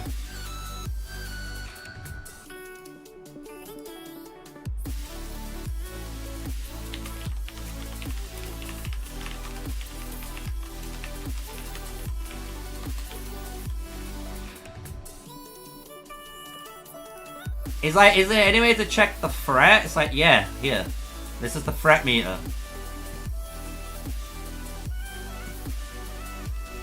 I'm surprised there's players in our server that still doesn't know what the fret meter is. I'm just saying.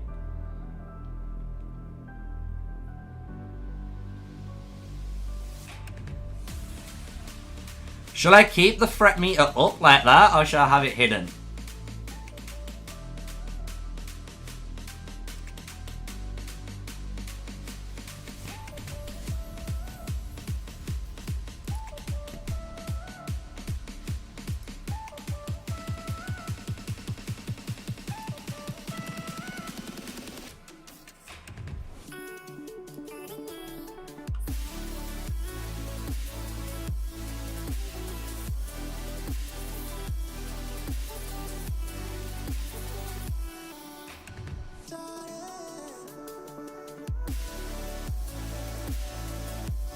Let's see if they do it right.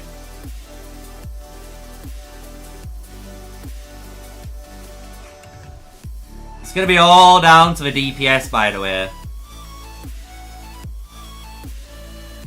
Down to the DPS. We're gonna see who hits the fret meter first, technically on video. So if we see someone hit it who shouldn't, I'll know. I'll know who you are. I'm watching the... We'll watch the replay.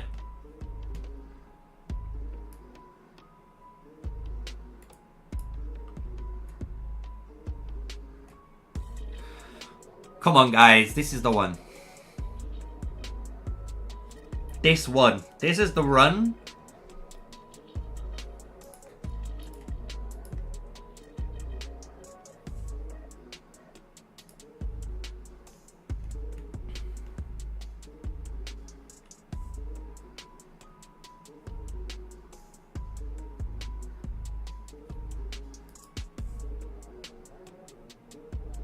Do one last final Reddit check, it looks.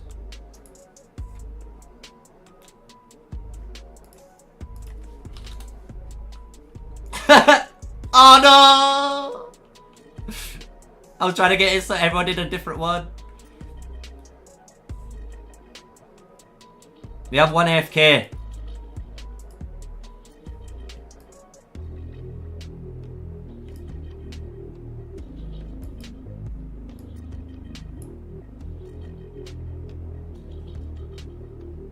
He can't be AFK, he's just been talking in chat.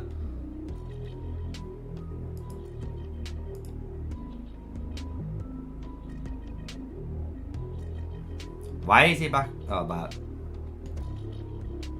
Right. Woo! That was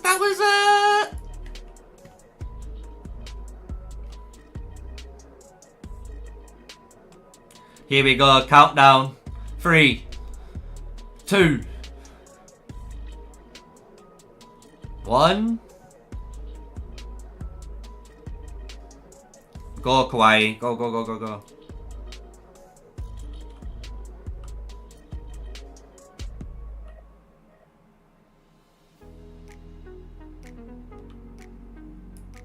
That's better. Much better.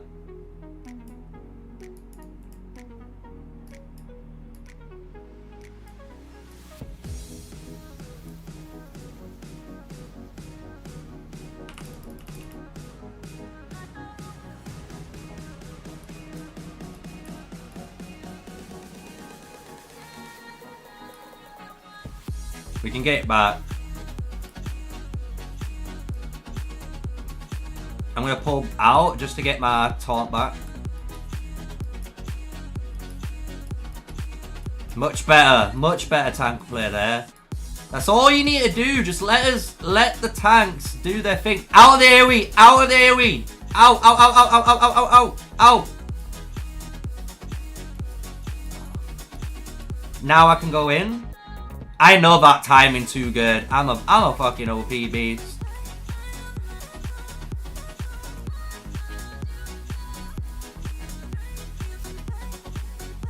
We got the tank this time.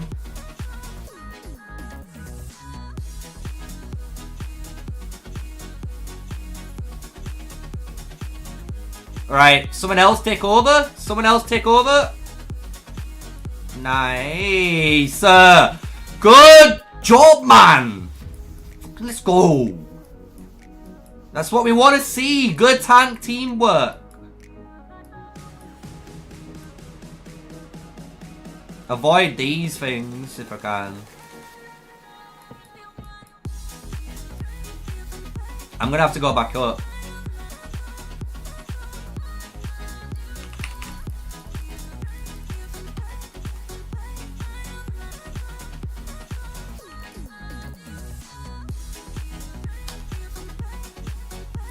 Oh, it's the special move. Special move, chat. Special move.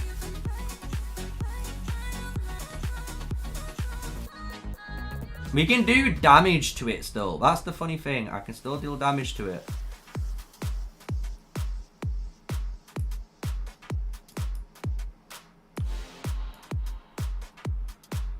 Right, now is the AoE move to the layer. 7.8 million damage done already. 2 minutes and 50 seconds. We've definitely got enough damage to do it in 8 minutes, chat.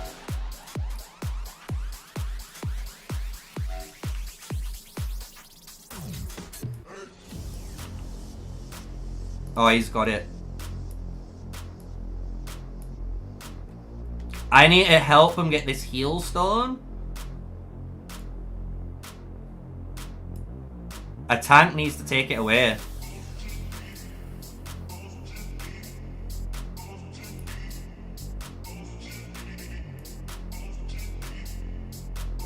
We just need to get a heal off. We haven't healed at all.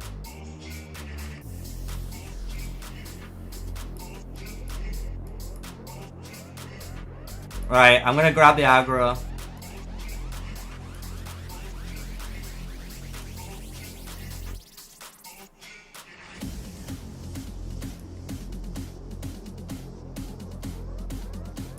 Out the way, guys. I'm dead.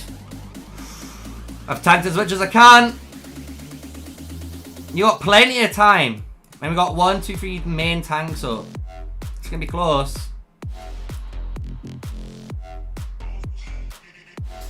I didn't see him take any damage then.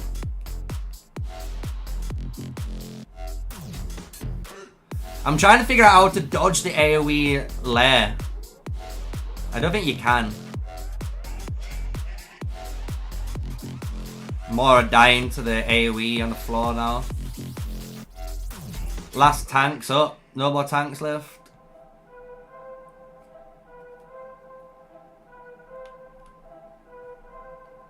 Duracell's doing the right idea. I think he just needs to go back up though and pull this off the T5s.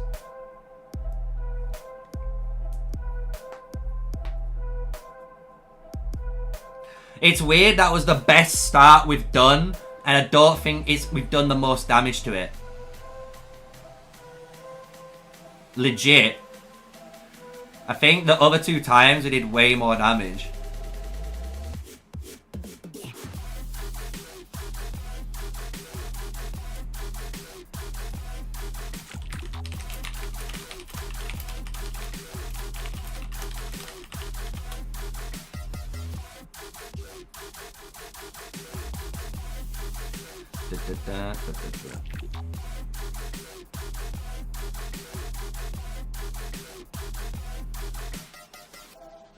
Let's have a look. 4 minutes. It's going to be one of these ones, I can tell, where it's just going to be perseverance. Perseverance, perseverance, perseverance.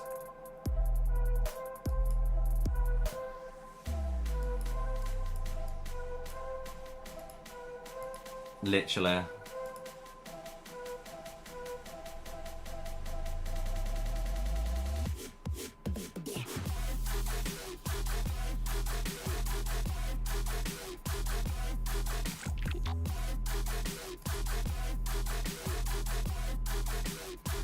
So they got it to 3.7, but that was because all of us have been dead though, right?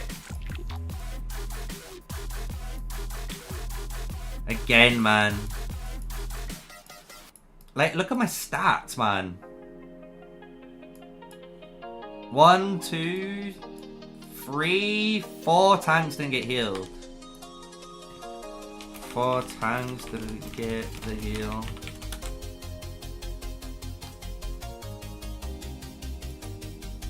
They're trying again? Oh my. Or more. Here we go then. I will keep going until they say no. And hopefully, after we finish the dragon, we have something special coming up.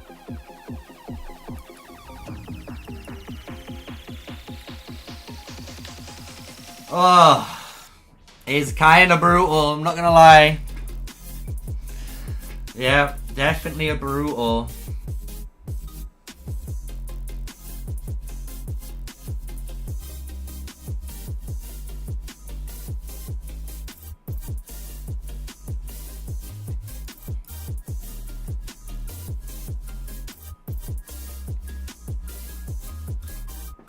But that was good. It was such a nice start.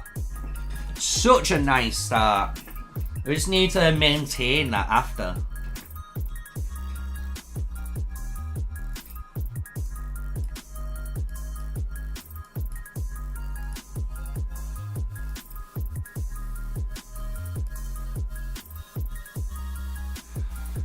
And while we're doing this, our cities are getting rallied. Just love it.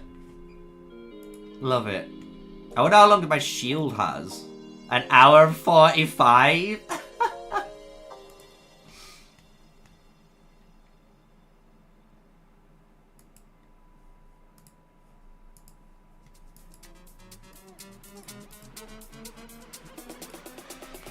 Do you know why we're not killing it, chat? Because they ain't got Mr. Sneaky on DPS. That's what I'm joking. I'm joking.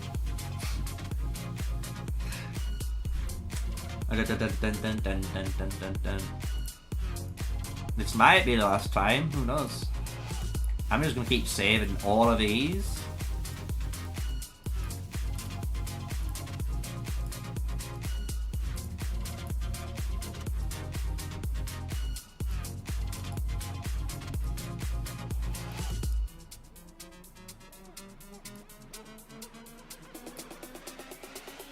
Like, there's Pape and there's me. You know what I'm saying? Like, they're the 2 tanks. I'm looking for the other tanks.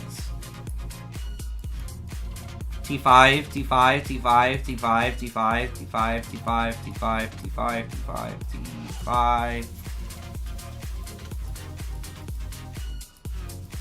There's the next tank.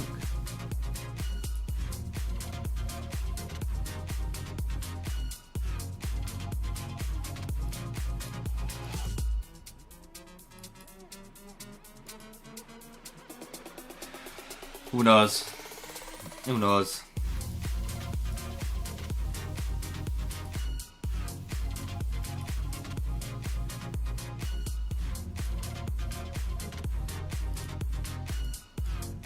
Meower. What are you doing, Meower?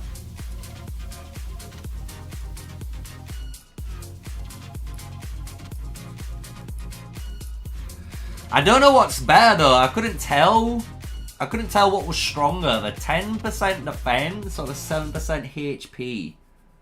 You know what I'm saying? I don't know what took made me survive better.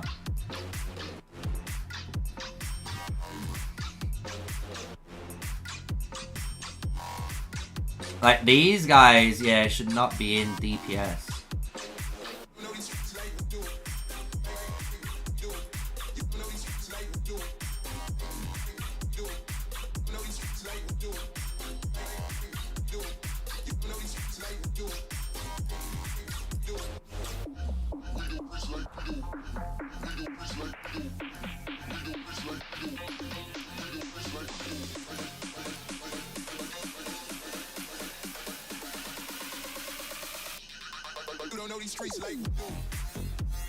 On the drop.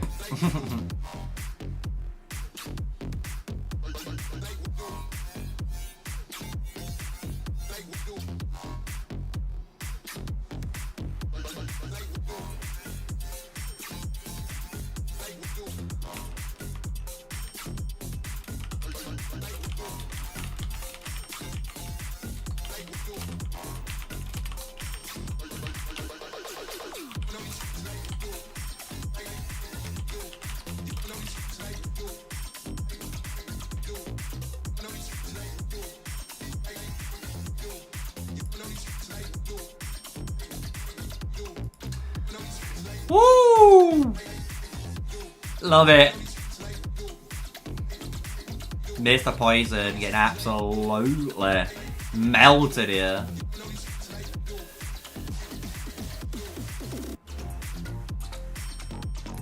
No, we haven't won it yet. We haven't won it yet. We are still hunting, chat, for my last elite frame. You haven't missed out yet. We are waiting to get the last one since we have them all already. So one last boy to get. The hunt is still on.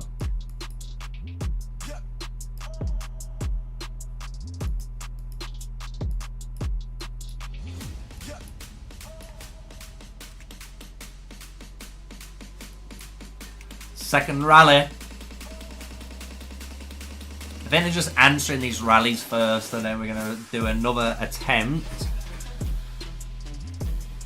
And I wonder if this will be the last attempt, because hopefully, if it is, I can do something pretty special for you guys to finish off the stream.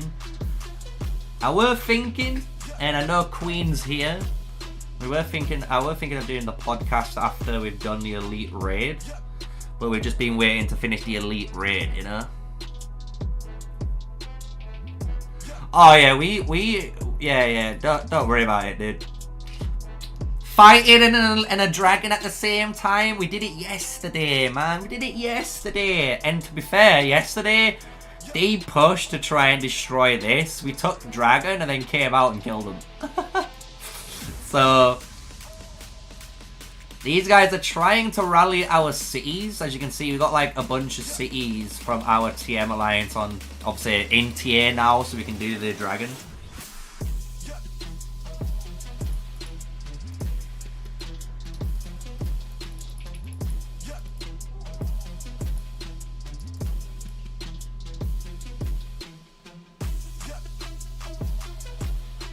It does make me really want, I'm not gonna lie, after someone said it about like a better tank artifact, I'd actually love like a raiding like infantry hero that's like really good in behemoth raids. Doesn't have a, I don't want him to have a skill that says, you know, like in behemoth raids you just don't take damage. I'd rather, you know, have an artifact that says that, but I hope like is a really good like shielder and a way of like maybe drawing aggro, something like that for the infantry player, because the problem is the infantry player doesn't generate enough threat to keep the threat on, right? That's why you have to use the masks. So it'd be good if they could figure out that.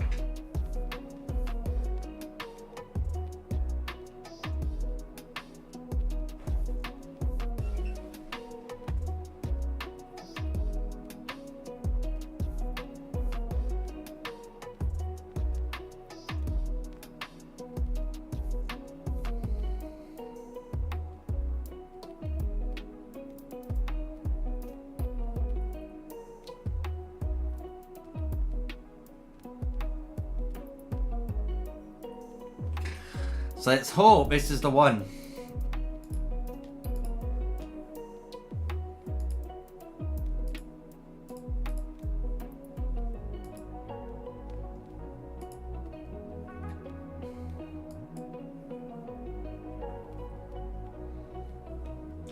How close did we get? We've got it to about, the closest we've got it to is 3.3 million.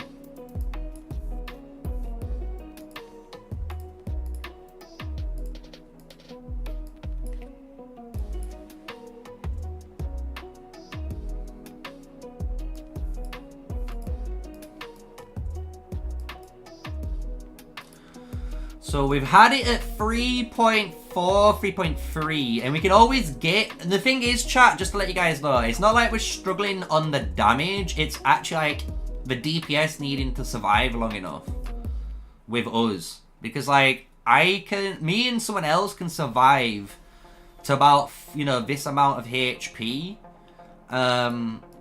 So, and a lot of the DPS die. So, the DPS need to, like, dodge more. And we'll be in a better shape. Because we can deal, what? Nearly... Let me look. What was it, like 9.5 million HP? Easy within the first 4 minutes of the raid. Like, we did that within like 3 or 2 minutes. You know what I'm saying?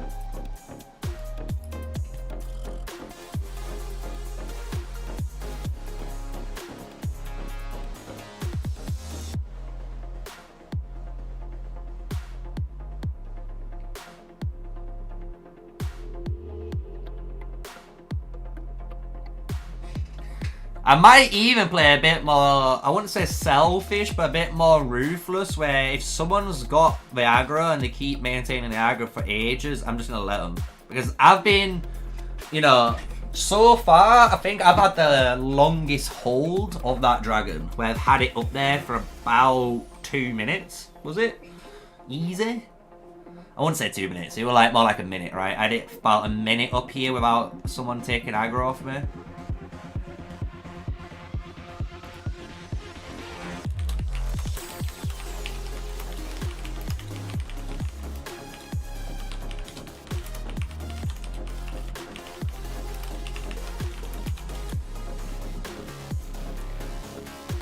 Send them a nice little message. Don't use taunt during animation abilities. Really big one there. Like the snowball shooter. And if you're wondering what I'm talking about, it's this ability. So when they start shooting snowballs out, that's the one that's annoying. So the good thing is I've got enough footage here to actually show all the abilities. So what I'm going to try and do is make a proper Frost Dragon guide, you know, where like I've already done the world first Frost Dragon guide, kinda, where you know what to do, but I want to make a really good one. I want it so when I go on the abilities it pops up and you can see it, and then go into the raid and it's just gameplay then.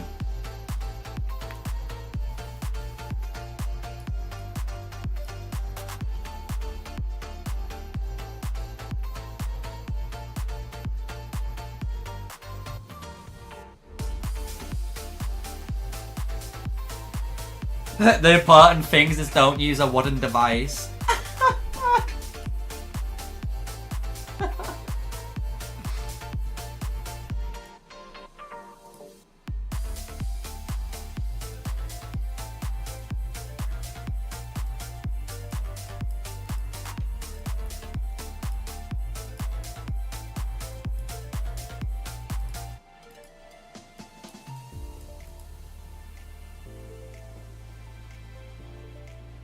Wooden device equals low damage. They need their hamsters to run quicker. That's all it is. Everyone just needs their hamsters and pet guinea pigs to run faster on the wheel, to give the phone that bit of energy to punch through this raid. They ain't got enough computing power. Luckily enough, I know I have. I would show you guys the PC right here. Just there. But it would mean messing up the camera. Maybe one day when I get the armbar and I can like whoop, whoop, whoop, whoop, with the camera and have the microphone nicely as well. Because hopefully, my aim is when the new armbar and stuff comes that I need, because I still need like an extension lead for my lighting. I've got some lighting for the green screen and stuff. When I get some more bits and bats, I should be able to like have better, you know, better quality content and stuff. No way people doing raids on phones. I'm telling you, there'll be some people doing raids on their phone. And you know what's funny, guys? You say that, but before the PC client came, I used to do all the raids, obviously, on the phone. And I did all my elite raids on my mobile phone. Honestly. Like, even a lot of the mobile elite raids I did were on my mobile phone, like, on break times when I was at work. Literally, it was crazy. And some of those times as well, it was nuts, man.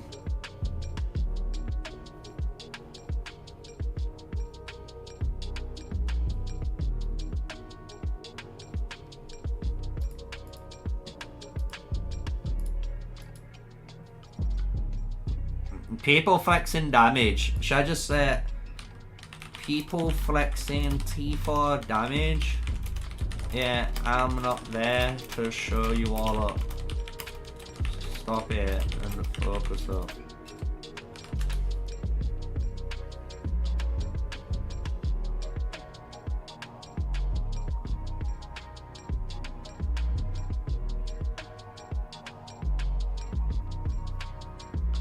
$10.52 division. Ooh. Nice, man.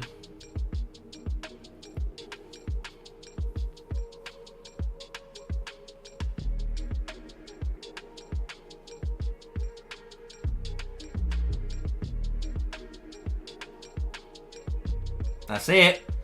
If 60 plus people can survive by wave 3, we've got it. Legit.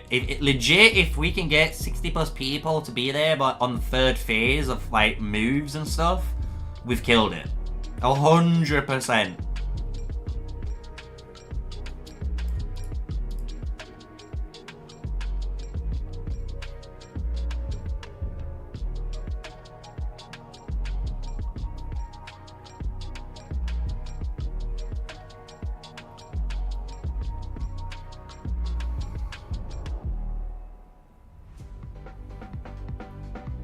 Kawhi in position.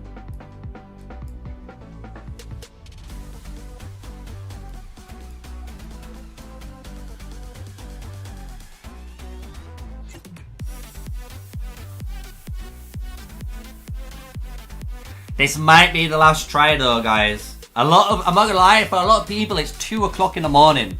1 o'clock in the morning for a lot of people.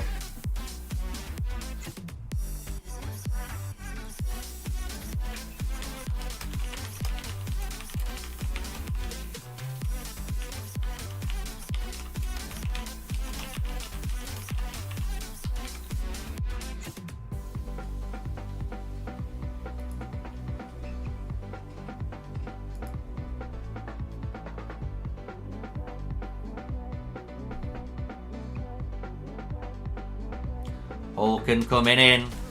Hulken saying the most wise thing I've ever heard him say. Honestly, and this should be one of the most said things in the game. The longer you survive, the more damage you deal. It's the key. Literally. The longer you can survive, the more damage you deal. And the more damage you avoid, guess what? The more damage you deal too. It's like, who would have thought? Who would have thought? So let's hope. Let's hope. I need a shave, chat. What do you think? I need a shave. It's getting a bit homeless looking.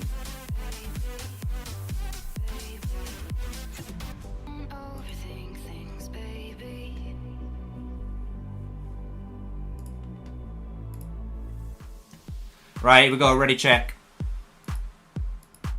Need a lineup? Definitely need a lineup. Like, and you know what's funny? Like, I used to do, I still do. I do all my like shaving and stuff on my own. I'll go to the barbers, get a haircut, but then everything else is me. So when you see me looking clean as F, you know it's because of me. Just saying. Just saying, chat. Right, I think this is focus up time now. Woo! Let's do this. Let's do this.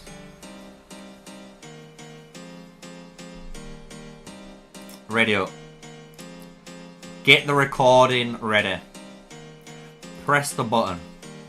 78 out of 80. 79 out of 80.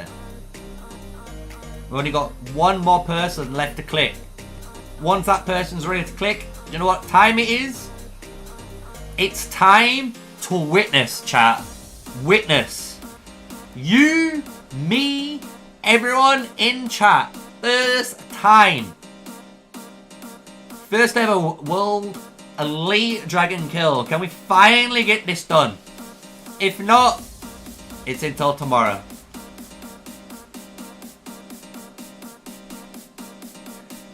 Kawhi's counting down. 2, 1. Kawhi's going.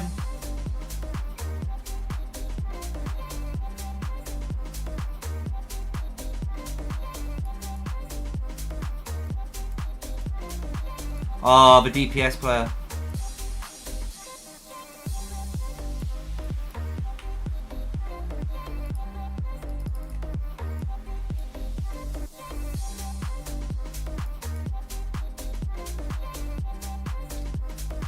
Oh, the DPS player's not doing not listening. Not listening. Right, I think I've got the aggro.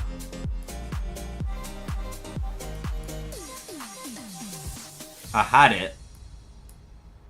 We're gonna get the aggro again.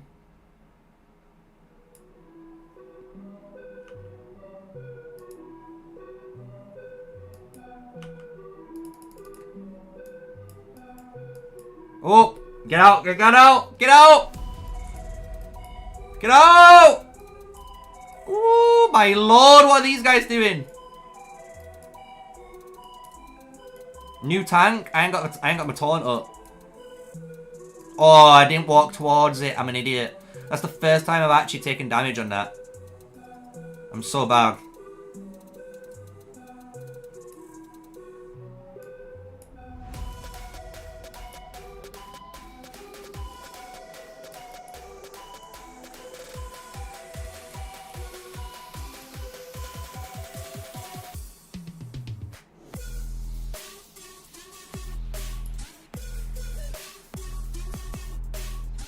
I'm trying to not touch any of the AoE because I'm low, but I can survive the healing if I get the healing stone.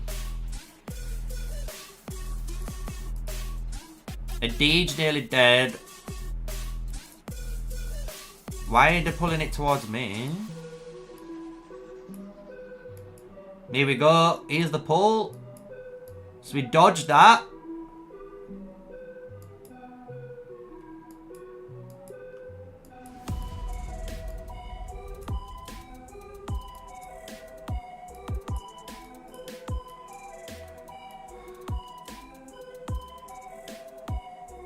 We're gonna need to grab the aggro in a second.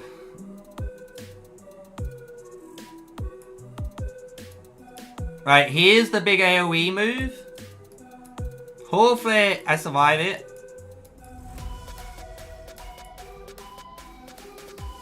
Oof, not enough. I bet I need 20k. But it's fine. We've got 1, 2, 3, 4, 5 tanks left. 71 remaining. Healing stone activated. One of the tanks has got that one. The other tank. Let's go. All 3 tanks have got healed. This is looking so much better, chat. 3 minutes on the clock. 5 minutes to go. If the dragon can stay up at top, this is what is going to do it.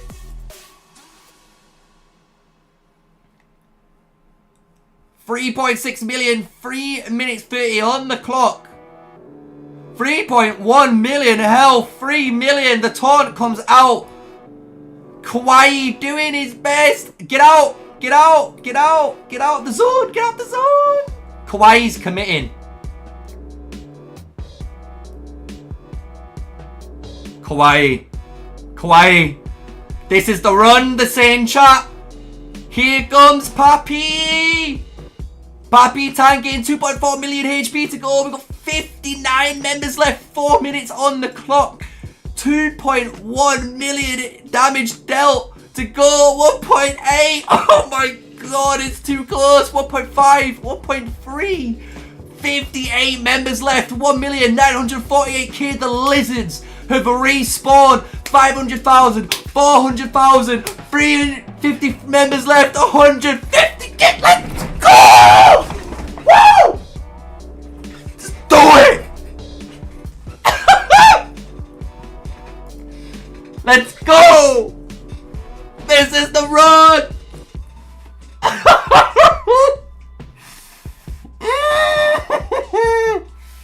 Oh! Oh! Oh! Oh! Oh!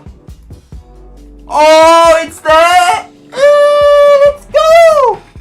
Oh my god! Let's go!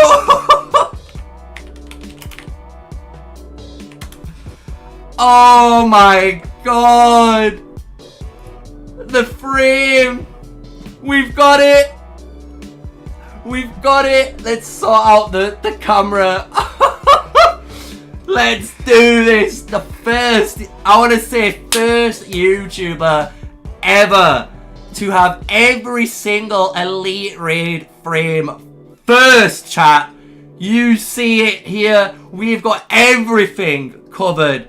Congratulations to every TA member in this raid. Let's go over the tanks. The tanks. Alamo, Gem, Pappy, Zero, Sneaky. Oh, let me go back down. Adige, Yapoi, and Kawaii. The tank lineup of kings. Do not tell T4 players they can't tank. We know we can.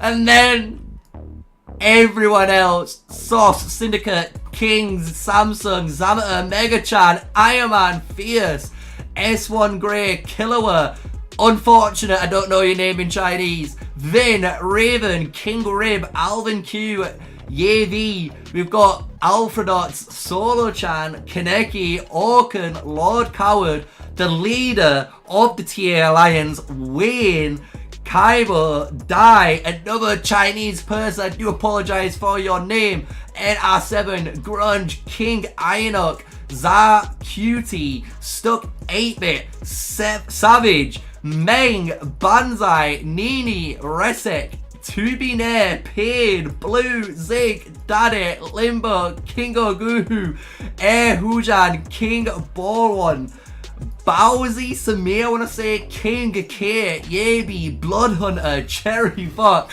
Blackjet, Nickel, Sinjin, Mitt, Uni, Ghost, Espin, Unfortunate, third Chinese person in the name, do apologise to you, Matt Nagot, Tampons, Legus, Xpex, Venom, Pepe DHP, QR, and then the top 10 DPS players.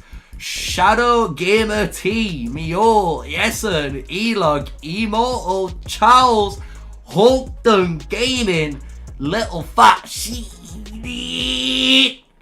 Google, and Boo Patty, making the first ever 80 members in Call of Dragons history. Congratulations to all of you guys, and obviously to myself for grabbing the Frost Dragon frame. Let's go! Oh, I can't believe it, chat. Oh, no way.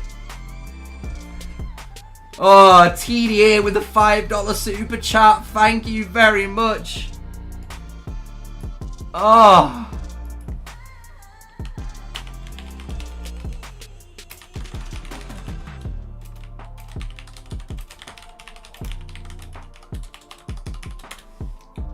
Oh.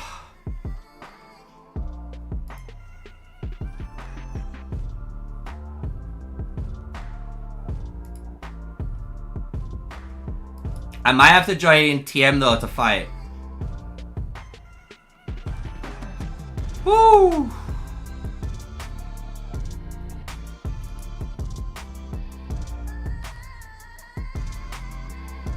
Wait, but Barty doesn't have it? No, you should do. Go to your mail. Oh. There we go. After everything, this was the run. This was the run. I'm still in disbelief. I don't even know what to say, chat. Oh. We did it. First in the world. Oh. Jesus.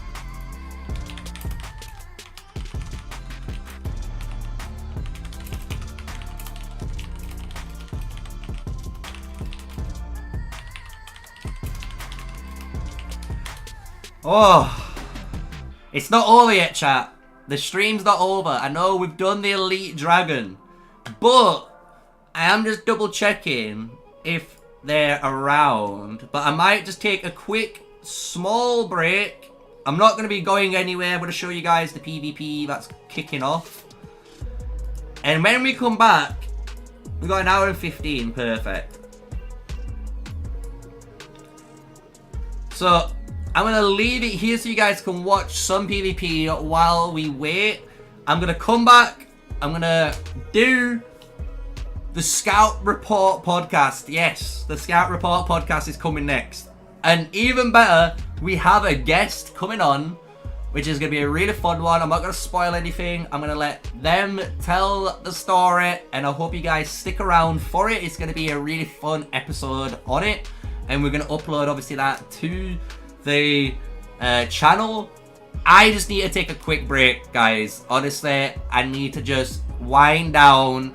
I need to chill out, take a step back, and just take a breath. A nice deep breath. We need to do the old woo-sa, as they say. But everyone in chat, honestly, all of you guys, like all of you, honestly, I appreciate you, chat. Thank you for saying all the GGs in chat. And if you're wondering, here it is. I've got it on the side. You can see GG there by all of you. We can read it all. I have been. So thank you guys for all the support. Honestly.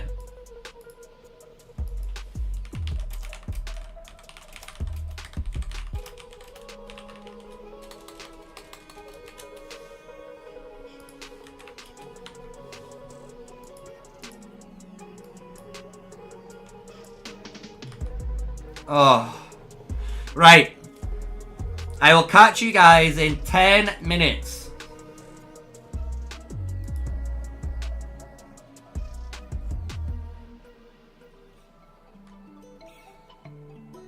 Add this? What do you mean?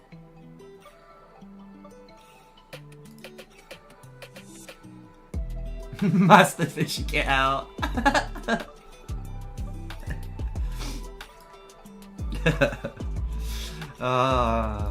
Right. I will catch you guys in, say, 10 minutes. You can deal with me for 10 minutes, right? With some nice background music on, as well as the potential PvP that could be happening.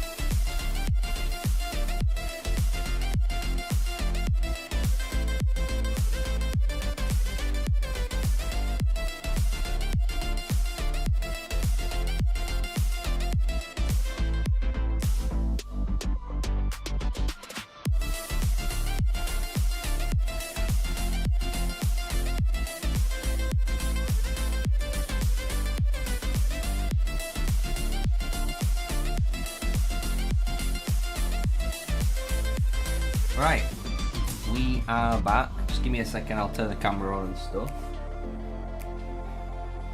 Just need to wait.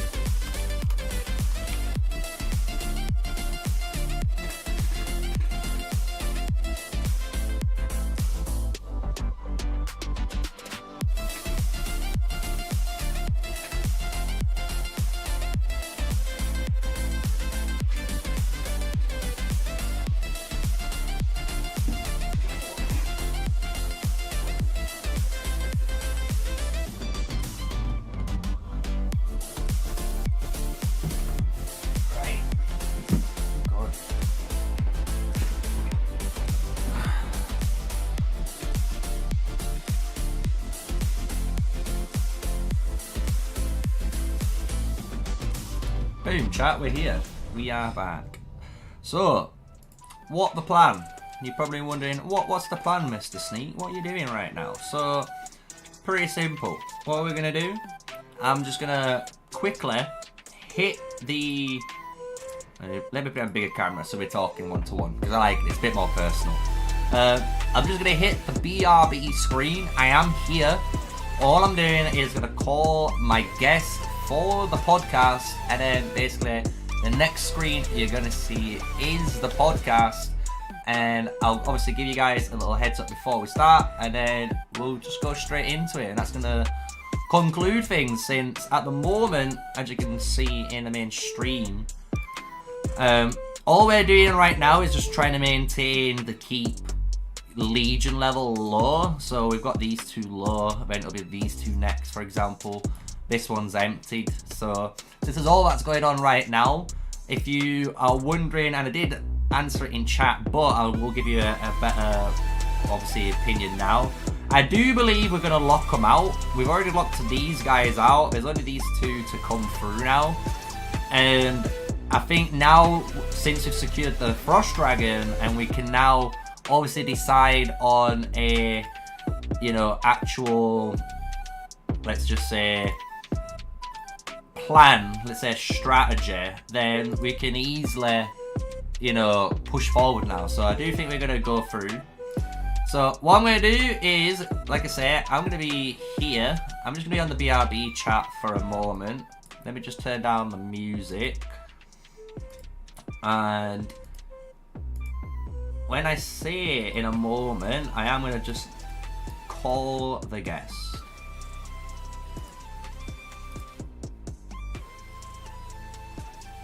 So that's all that's happening. So everything, so that's the music. The music's gone quiet.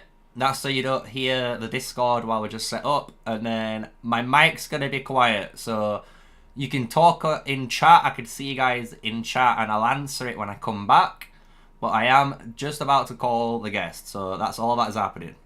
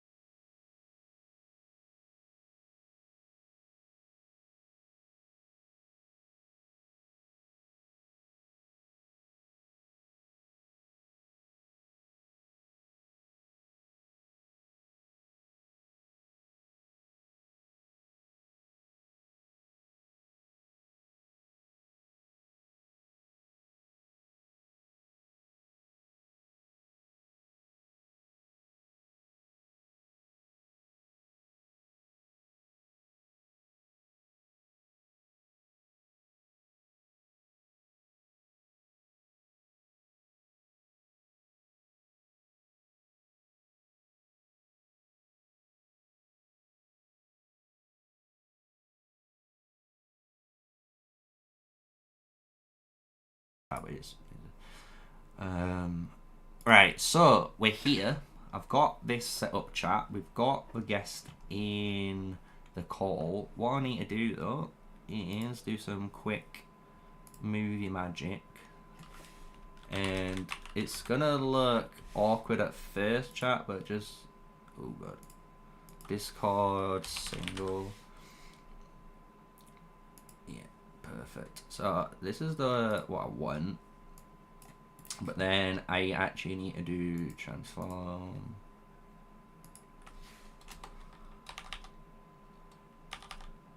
Oh god, there's even more. Is it 1200? Oh, it's not 1200.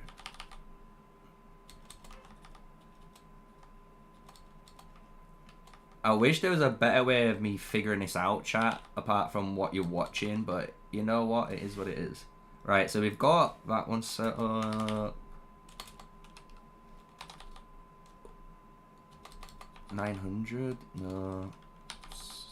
Oh, I hit that one perfect. Ooh, can we get it in like 2 this time, chat? Can I be like an editing god? No. 400. 2? 350. I love how in chat it's just like I'm live editing and everyone's just cool with it. I love it.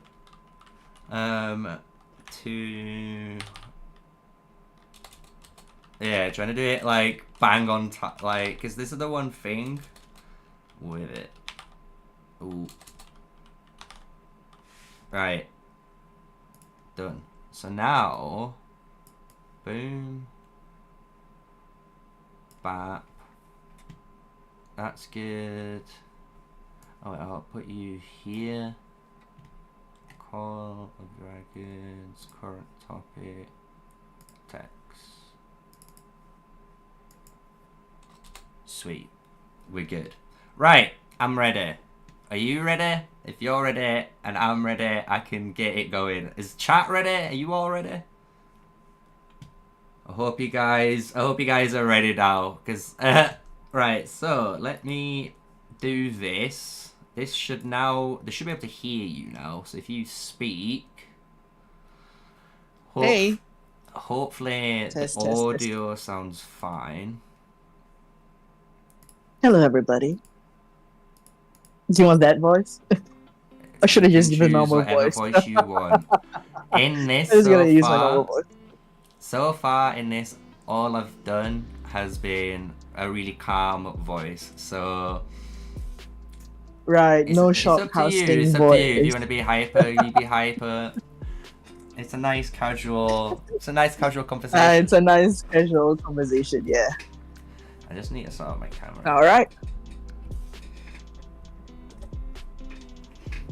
That looks. No, that doesn't look bad. That looks better.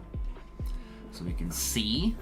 Right. So, chat. I need you just to work with me here. Is the audio levels good? So can you hear the music, but it's really just background noise? You shouldn't be able to hear it, and then you should be able to hear Queen when she speaks. I think it's all set up right if you do it that.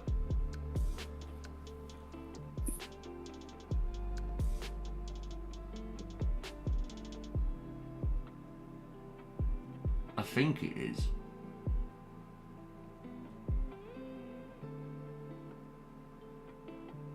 We can work with it, and if they say, right, look, chat, if you can't hear Queen when she speaks in the podcast, let me know and I'll try and sort the audio levels instantly. I'll do that. Do that on the fly. Right, are you ready? Yep. Are you ready? Right, let's do this. So let me hit the record button. And welcome everyone. This is Scout Report, second episode on the channel for the first time. We've got a guest. It's the first guest already. And it's a special one because we've got Queen here. And we're going to let Queen introduce herself and all that shebang. But today's Scout Report is going to be a very fun one. We've got, I think, a really cool crossover topic, because as all you guys know, Scout Report is trying to be the #1 community podcast about Call of Dragons, where we talk about anything, which is the patch, game, alliances, and maybe stuff that, like we say, can cross over. So I hope you guys enjoyed this podcast. That's the intro out of the way, and let's just go straight into things. So Queen, welcome Hey, to the podcast. hi. So, Hi, thanks. I mean, yeah. yeah, Continue, just introduce please. yourself. Just introduce yourself. It's fine. All right. So basically, well, you can call me Queen, but my actual game name that I usually use is Queen of War. So let's see. Let's do a little summarized version of things, right? Yeah. So basically, a bunch of us came from another game. When I say a bunch of us, basically we brought over about 1,000 players from another game. Right. Yeah, I mean, whether those players are actually still staying or playing with us, I think I would say about 60 to 70% are still with us here we are now in season 1 plus, but initially we brought over about 1,000 people. So we started this project. I would call it a project then, right? It's interesting because this project is a collaboration between two different YouTube content creators as well, and they are pretty established and well known in the previous game. So this game I'm talking about is actually State of Survival. I mean, I don't want to put them down, but please don't play the game because clearly that's a reason. Yeah, we'll go more into that later, which is going to be fun. Yeah. I can't wait to get. I mean, that is gonna be really fun. I mean, I would love to go into that about like the differences and the similarities with this game, so so people can have a better gauge of stuff. But anyway, so so a bunch of us came together.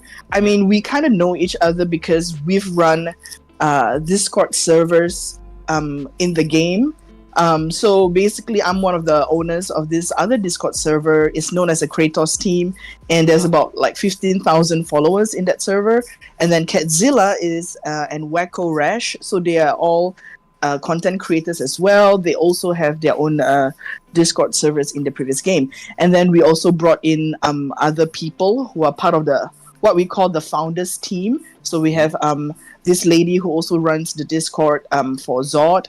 For Zoo of Dragons, basically, that's our family name. Her name is Sam.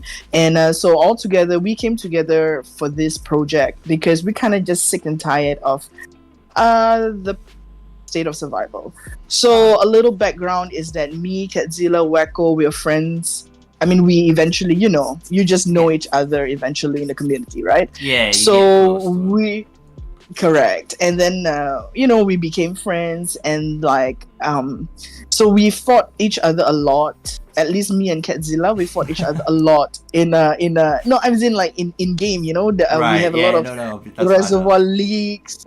I mean, it has not come to Call of Dragon yet, but I hope it will, because I love that kind of like cross server matches. So we fought each other a lot. We hate on each other in the game because, like, we're competitive, right? But then we respect each other's gameplay and stuff, So even deep before this, Catzilla has already been, screening matches with us and things like that. So it was quite normal that as that game became more and more pay to win, we just became tired of it, And we wanted a game where it's not like it's completely free. Clearly, like, no game is free, right? You need to make revenue. Yeah, exactly. But at least in this game, I think what we really appreciate is the fact that everyone can play a part. Like, just because you're a free player does not mean that you're useless. What happened in the previous game, it got to the point where free players are honestly just, for a lack of a better word, it will be useless because you can't do anything. Even if you join the rally, you are not useful, Right. But not this game. Yeah, we'll get more into that when we speak about it, because that's the one thing I don't know, obviously, like, about State of Survival, right? Because I've not honestly played that game itself, so I don't understand, like, technically how the rally mechanics work and stuff. So, like, we can obviously go into that when we get Yeah. So Right. Okay, so sorry.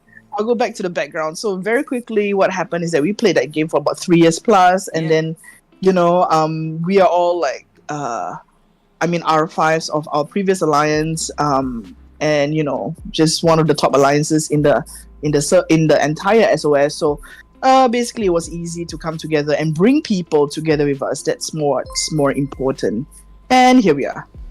There we are, and then we're at the current time. So Yeah. also just to let everyone know who are watching live and maybe who's listening later on down the line, this is a live podcast, so anyone in the chat, maybe during certain segments, if you got a question and we can try and get it in and it fits the conversation, we'll get that question in, don't get me wrong. So this is all about community, the whole podcast. So remember, this is going to be done live, and we are doing it live right now. So but it's amazing to hear that. Honestly, it's such a weird background, because obviously, like, a lot of players, from myself, from what I've heard, a lot of players have come from either like a Rise of Kingdoms background, or they've just like never played these games before.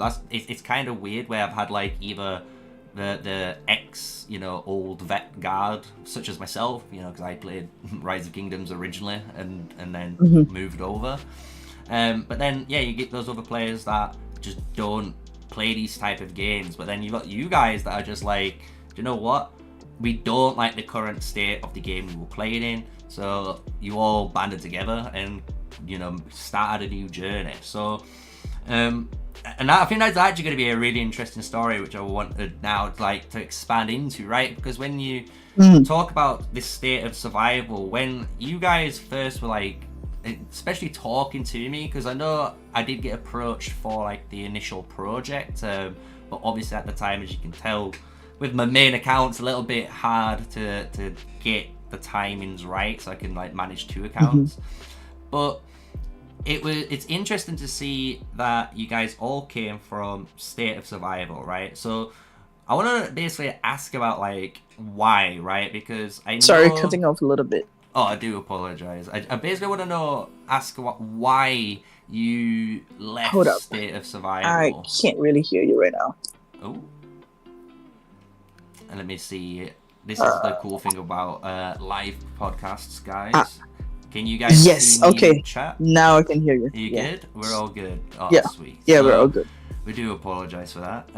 But the main question is basically, from State of Survival, obviously you guys told me about the spending increase, and when you actually told me how much you guys had to spend roughly, even weekly, it's kind of ludicrous when you think about it. You want to hear this? This is gonna be fun. Oh wait, so, let me get. What I want to do is pass it over to you. I want you to basically tell the chat and tell the guys, like, look, this was State of Survival, and this is like the reasoning why we left, right? It could have been the spending reasons, the reasons like you said, the free-to-play is being useless. Maybe you can explain why, because obviously I don't know why in a rally why those players are technically useless, unless its actual individual power all does contribute to the rally instead of technically hiding behind the T5 like they do in Call of Dragons. So I'll pass it on to you. What basically State of Survival? Let me know why it basically broke you guys.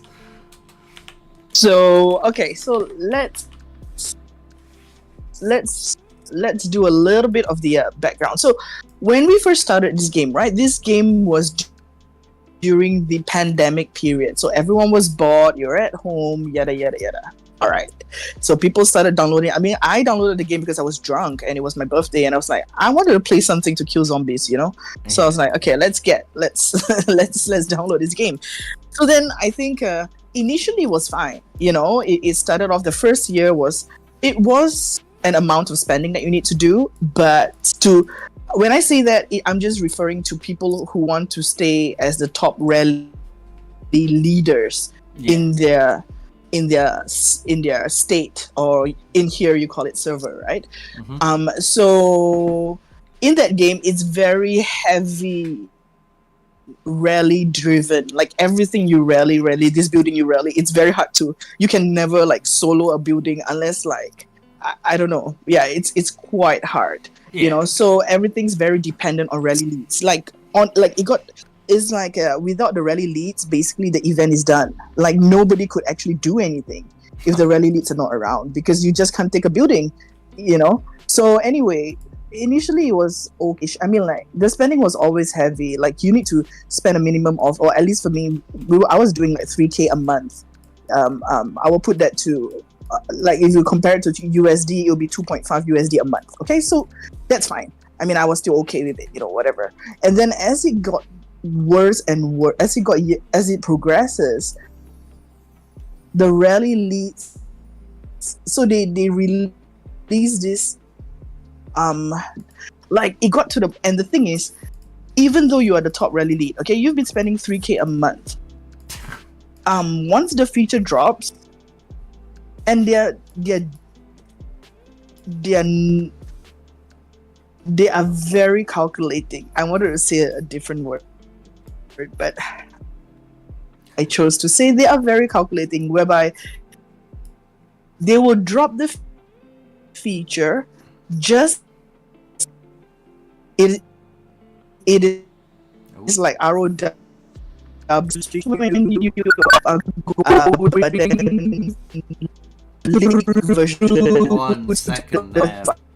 I think you're having a connection issue, Queen. My final, which is a big thing, right? We're all. That's what I heard. Hold on. Yeah, Hold 1 up. sec. You can hear me now?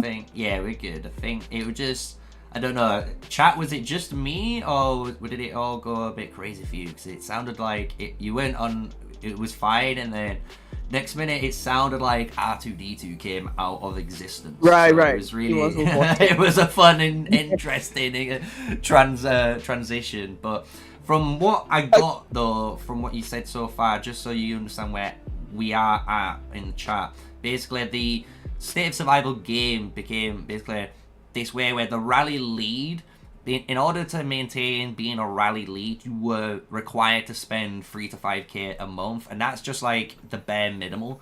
And that's, no, it got worse than that. Yeah, like, that's what I'm saying. Okay, and then it got worse than that afterwards, which is crazy to hear. That's when it broke up. So yeah, I'll pass it back over to you now.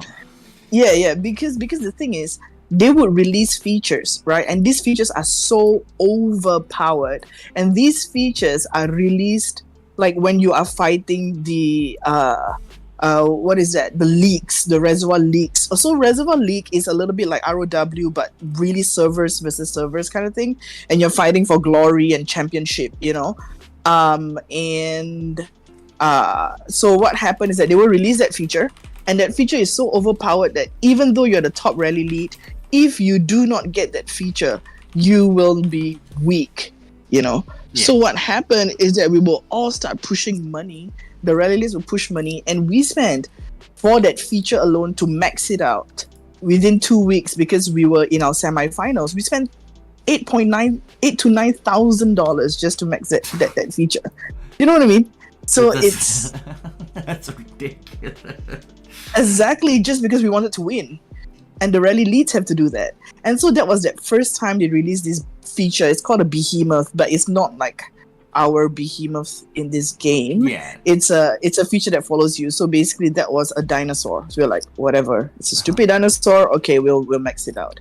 And then the next time the leak came, sorry, before that it wasn't a dinosaur, it was a gorilla. Okay, and then the next time the leak came, I don't even know why a stupid gorilla is involved in a zombie game. They must have been on the Harambe hype. They must have just thought, do you know what? Everyone loves Harambe. Let's just put him in the game.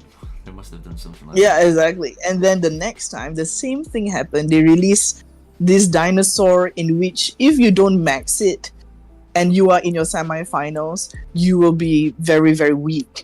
And so after that, I was done. I mean, we were all done. We were like, we've been already spending $6,000-$7,000 a month. And then now you release this feature, which we need to push another $10,000-$15,000 just to max it in 2 weeks.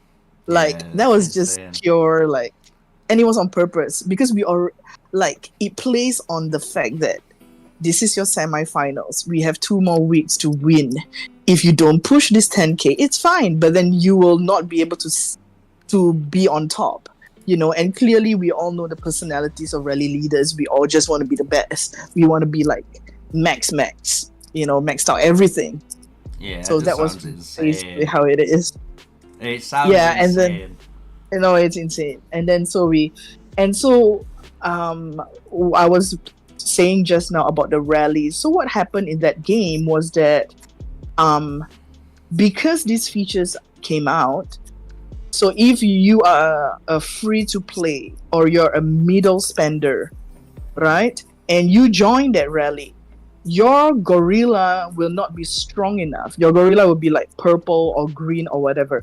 But what we need is everyone having gold tier gorilla, so that you can defend the building. Because if you have all the gold tiers in that one building, it can never be taken out. Ever. You can run like 3-4 rallies, you can do whatever, you just can't be taken out.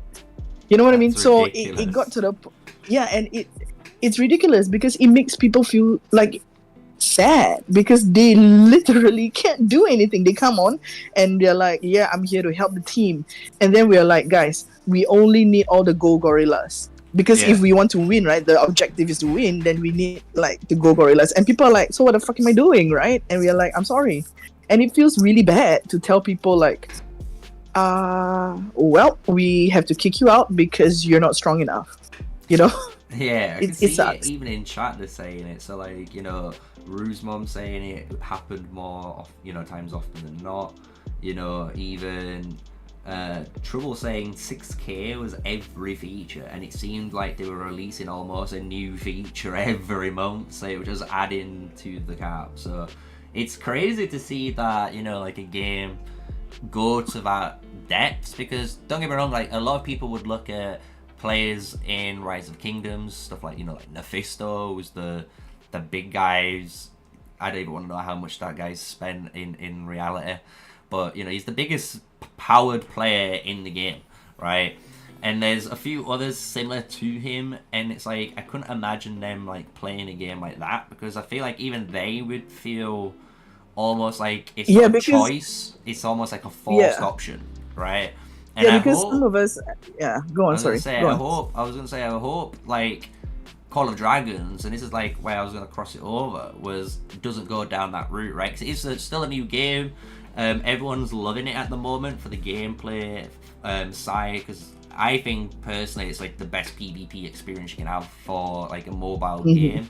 The behemoth sides I love, especially like trying to hunt for the elite behemoth raids, and especially when you got like a new season and maybe like there's 4 or 5 alliances trying to even try and kill the giant bear, and you kill it first and you got the bragging rights. It's just like all that type of stuff makes the game, and I don't want this game personally to be like spoiled by the same greed that State of Survival has, right? Because that's the So one thing that could go wrong. that's the part that I want to like kind of address, right? Why we chose Call of Dragon.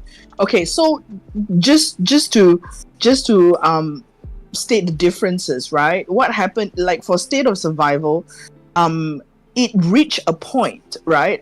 This is what I need to address. It reached a point where a player like myself or whoever is a like really top lead is so strong that you can sit beside an alliance and you destroy the entire alliance and burn the entire settlements. But if they try to rally you or burn you, they can just never, because you have millions and millions and millions of troops. Even like that's the key fundamental difference, right, with that game and Call of Dragons. Because in Call of Dragons there are so many safety features. Yeah. Like you need to be off your territory. You and like as of now, even in season 1, even though you are a big spender, the number of troops you get is just not the same. So you will still feel it if you were trying to just solo a big settlement, but in State of Survival it was so different in terms of statistics and everything, and that you have so many troops that you don't care. You are literally god. You can be sitting there and just zeroing everybody. And like well, this is not my proudest, but I kind of did that. Like when I hit an alliance or I hit the people there, I will just sit there and just zero everyone. And that's the thing that is different about this game in COD. And another thing that's different, which is the key point, is that in that game is very rally lead heavy. So it's very stressful for the rally leads because you always need to be around. Yeah. If not, you know that your entire alliance can't find anything, can't do anything, you know, and you keep spending because you want to make sure you have a protective nature and you want to make sure that your people survive and not be hit by a big player the way I did, hit someone else, you know? Yeah, So in Call of Dragons, it's so different because you can overwhelm. I think that was the biggest thing that I learned very quickly in Call of Dragons, you know, which is like, just because you are a T5. And the thing is, in Call of Dragons, I think I spent like, what, 9k to get to T5? I mean, I'm not the strongest T5 around, but it's decent, you know, and that's it. It's my one feature spending on SOS that this game it's done. You know what I mean? It's So funny because it's it's like- true, because it's like you can spend 9k, like you said, and you're T5, and you know, because you've got T5, like, your troops are technically at maximum capabilities, basically. So it's just down to, you know, if you wanted to invest into certain artifacts or certain hero choices, right? And that's the cool thing with like a T5 player, because then later down the line, obviously I'm imagining like a couple of years from now, you gotta imagine like a brand new T5 player who comes to this game. They're gonna look at it and they go, okay, I have these starting heroes, but then they're gonna be able to look at season 2, 3, 4, maybe season 5, and look at all those heroes and go, do you know what, I'm gonna invest this way, and then another way I might invest a different way, right? And by having that diverse choice, I think it gives spenders like yourself basically the freedom to invest how you want, and like, and not feel forced and in. it's not stressful because No. it's not like okay, we chose Call of Dragons because we were looking at Rise of Kingdoms, right? And then we were looking at it, and we know that Call of Dragons is by the same people, and Rise of Kingdom has been around for years now, and the top tier is still a T5. It's not like there's T12 or whatever, and that's what SOS was. They had like all the way until T13, you know what I mean? And it was all in a span of 3 years. So we look at Rise of Kingdom and we're like, okay, so 3 years in, they are still at T5. You know, they have different heroes, they have different artifacts and whatever not. But I mean, like I was telling everybody, these are still games that people make so that they can make money. So there is no way that everything is going to just be free and easy and nice. Clearly they will release features, you know, but the question is how fast these features are going to be released and how OP the features are to the point that it renders the previous obsolete. You know, if that's the question, and if Call of Dragons is that way, we will not choose Call of Dragons. You know, like for example, war pets are out. You know, I get it. They want to make some extra money about war pets, make something interesting.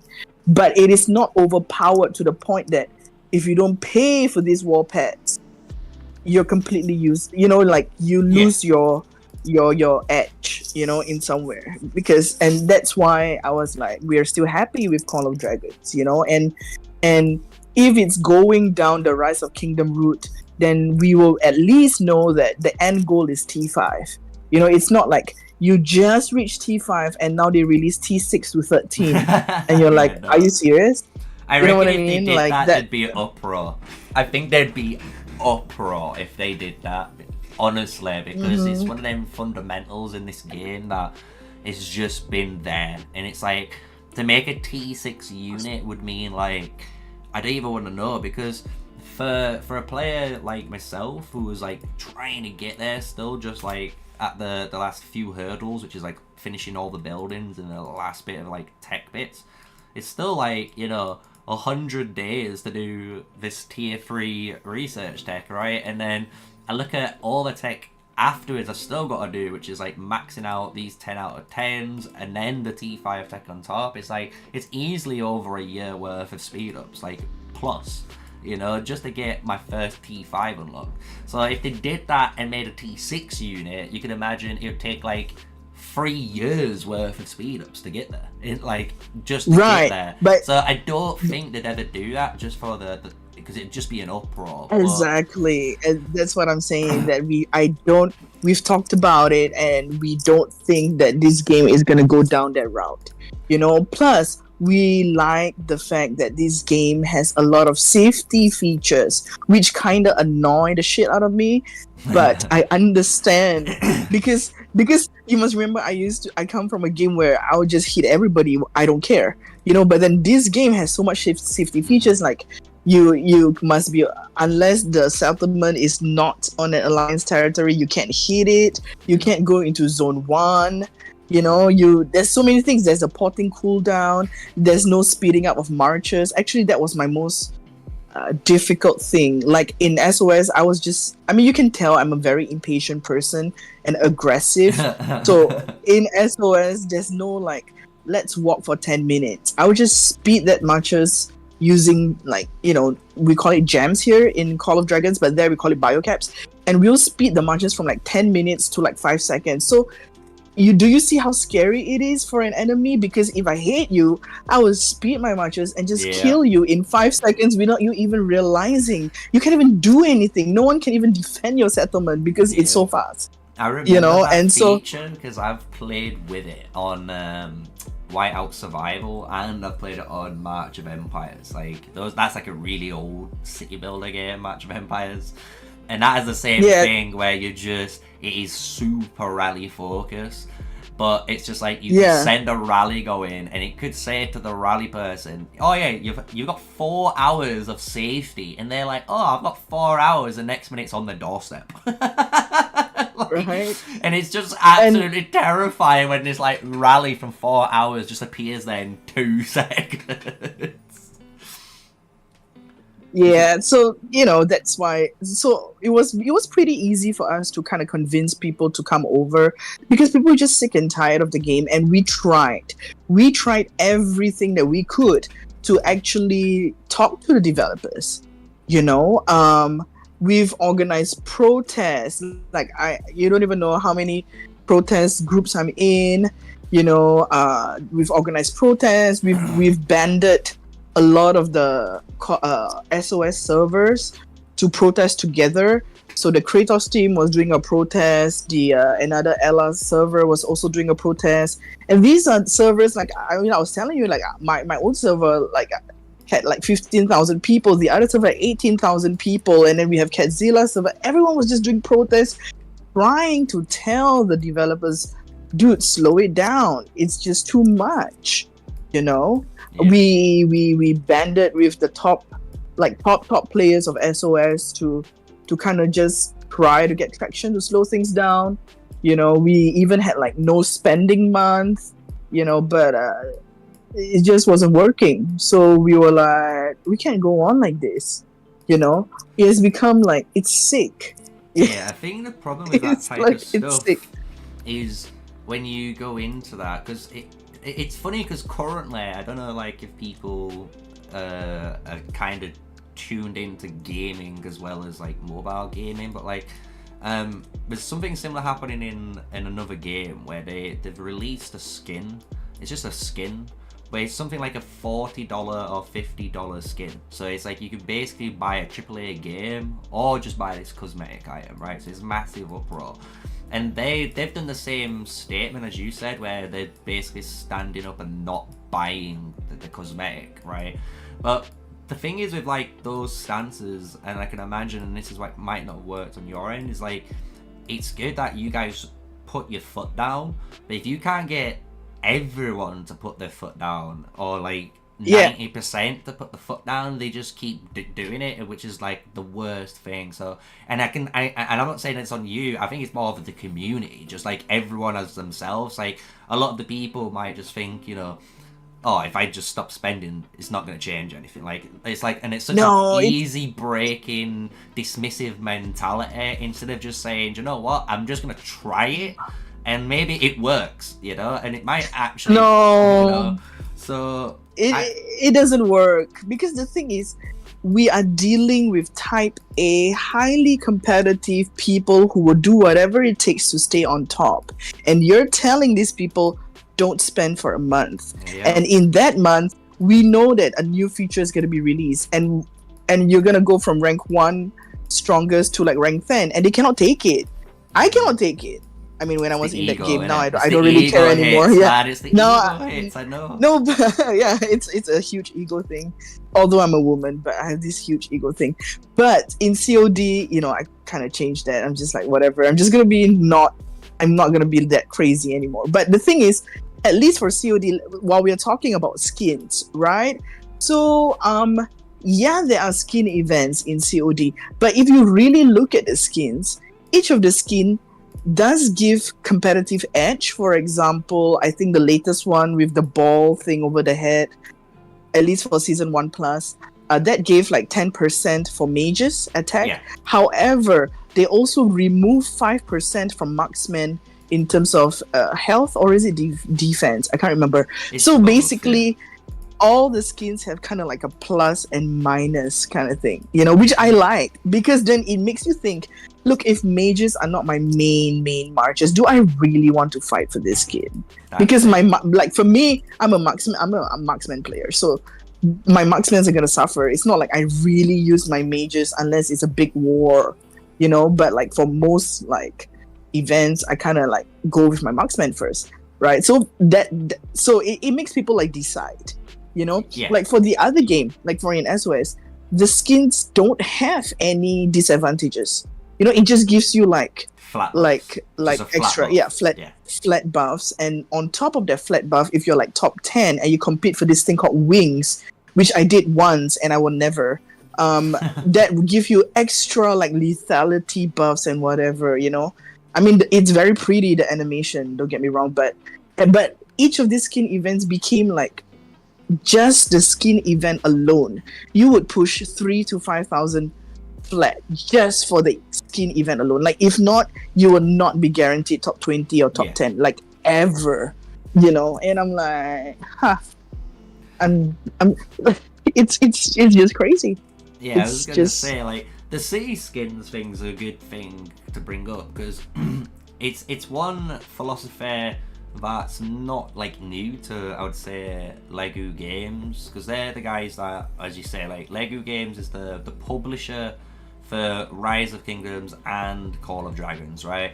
And then you've got Firelight Studios that does Call of Dragons, and there's a different studios that does Rise of Kingdoms. So you got like obviously 2 independent studios, so you can see their different paths to take. But what I was going to go into with the Rise of Kingdom side of it is, when you look at them, and I'm going to pop it up on screen in a moment for the guys in the podcast who are watching.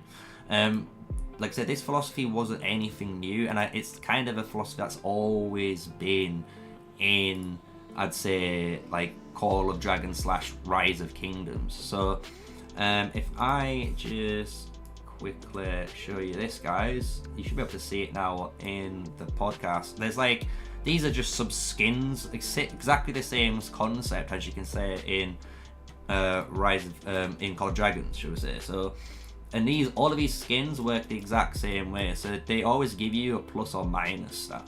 And you can imagine, like, yes, we've got the magic one right now, and some people might argue mages are OP because they've got this one skin, and like the archers only get the 5% HP skin and stuff. But you've got to imagine, like, especially looking at Rise of Kingdoms now, and you can see I'm just clicking through all the different city skins I own on the game from my old T5 account. It's like, you're gonna have all these different skins, you're gonna get, different buffs and stuff and different negatives. So maybe, yeah, the mages are in a better spot right now, but you can imagine down the line, more of these will come out. There will be holiday events, so they're not just going to be tied to Zenith power events, a lot of them will be like holiday events, the Christmas skin here that's on screen, this gives you cavalry attack like 5%.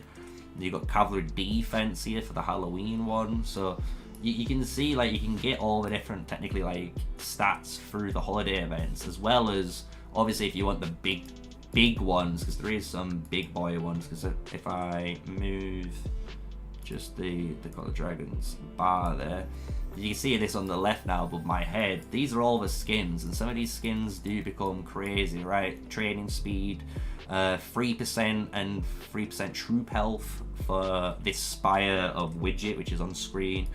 you know. But these are just like your Zenith power ones, so you can imagine these again are kind of tailored to players like yourself, you know. And the way you've said it, you know, you're not forced into going for the skin. You know, you can choose if you want the skin because you're an archer player, and because you're an archer player, guess what? I don't need the mage skin, you know? Exactly. So there's a few it's things, a right? love So it, yeah. correct. There's a few things that I understand, like what we say, right? We cannot avoid them trying to, you know, gain revenue from different ways, you know? And then so but the thing is, each of these skin is tied to a troop type, you know. It doesn't give a flat buff. That's one thing that I like, and it does give a negative buff on something else, you know. So it makes you like you know, choose. So it's also a strategic gameplay, right? Like, I want to fight for this skin or not this skin.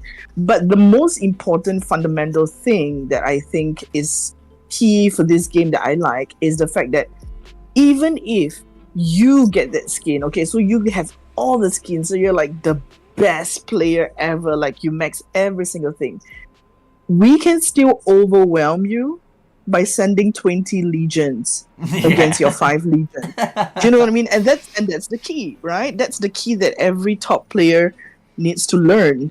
That like, I mean, if they came from other games like SOS, because we quickly learned that like if you just YOLO and you go solo because you're like the top player ever, people can just send like 20 legions and you're still done. And there's hero staminas. So you cannot be like, I'm gonna fight for the entire alliance, so nobody else does anything. I'll just be that person to fight it all and to keep going, because you have elixirs you're gonna run out, you have resource healing that you're gonna run out, and there's maximum capacity. Your heroes are gonna run out.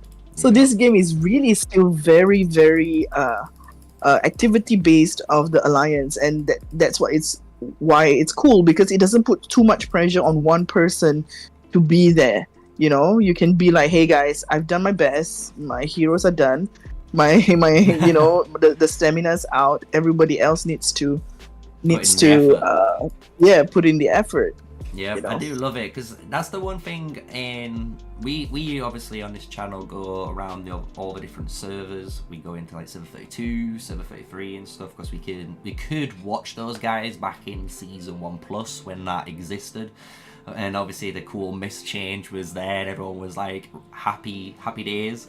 But what we noticed when we watched, for example, server 33 fight, that exact scenario was there. I feel like part of their downfall, for example. So in the start up wars, like the start zone, so when they were going from zone 1 into zone 2, you would see like Nephisto and some of the other big characters in their alliance play a little bit more on their own. So it'd be their 5 marches against your 15 marches, and they would lose the fight. And obviously they lose the fight, lose the stamina, and by losing that stamina, you're actually losing the war of attrition, right? Because you can't get those troops out. It doesn't matter how much D5 you've trained, because you can't use them, right?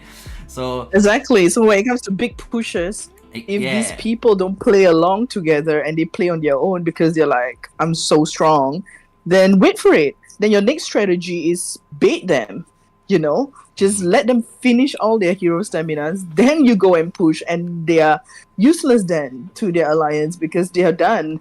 You know what I mean? Definitely. So there's multiple ways that you can play along. I mean, I love that there's a psychology part to this. You know, you can bait people, and you can do a lot of things. It's not just purely like on stats and that's it.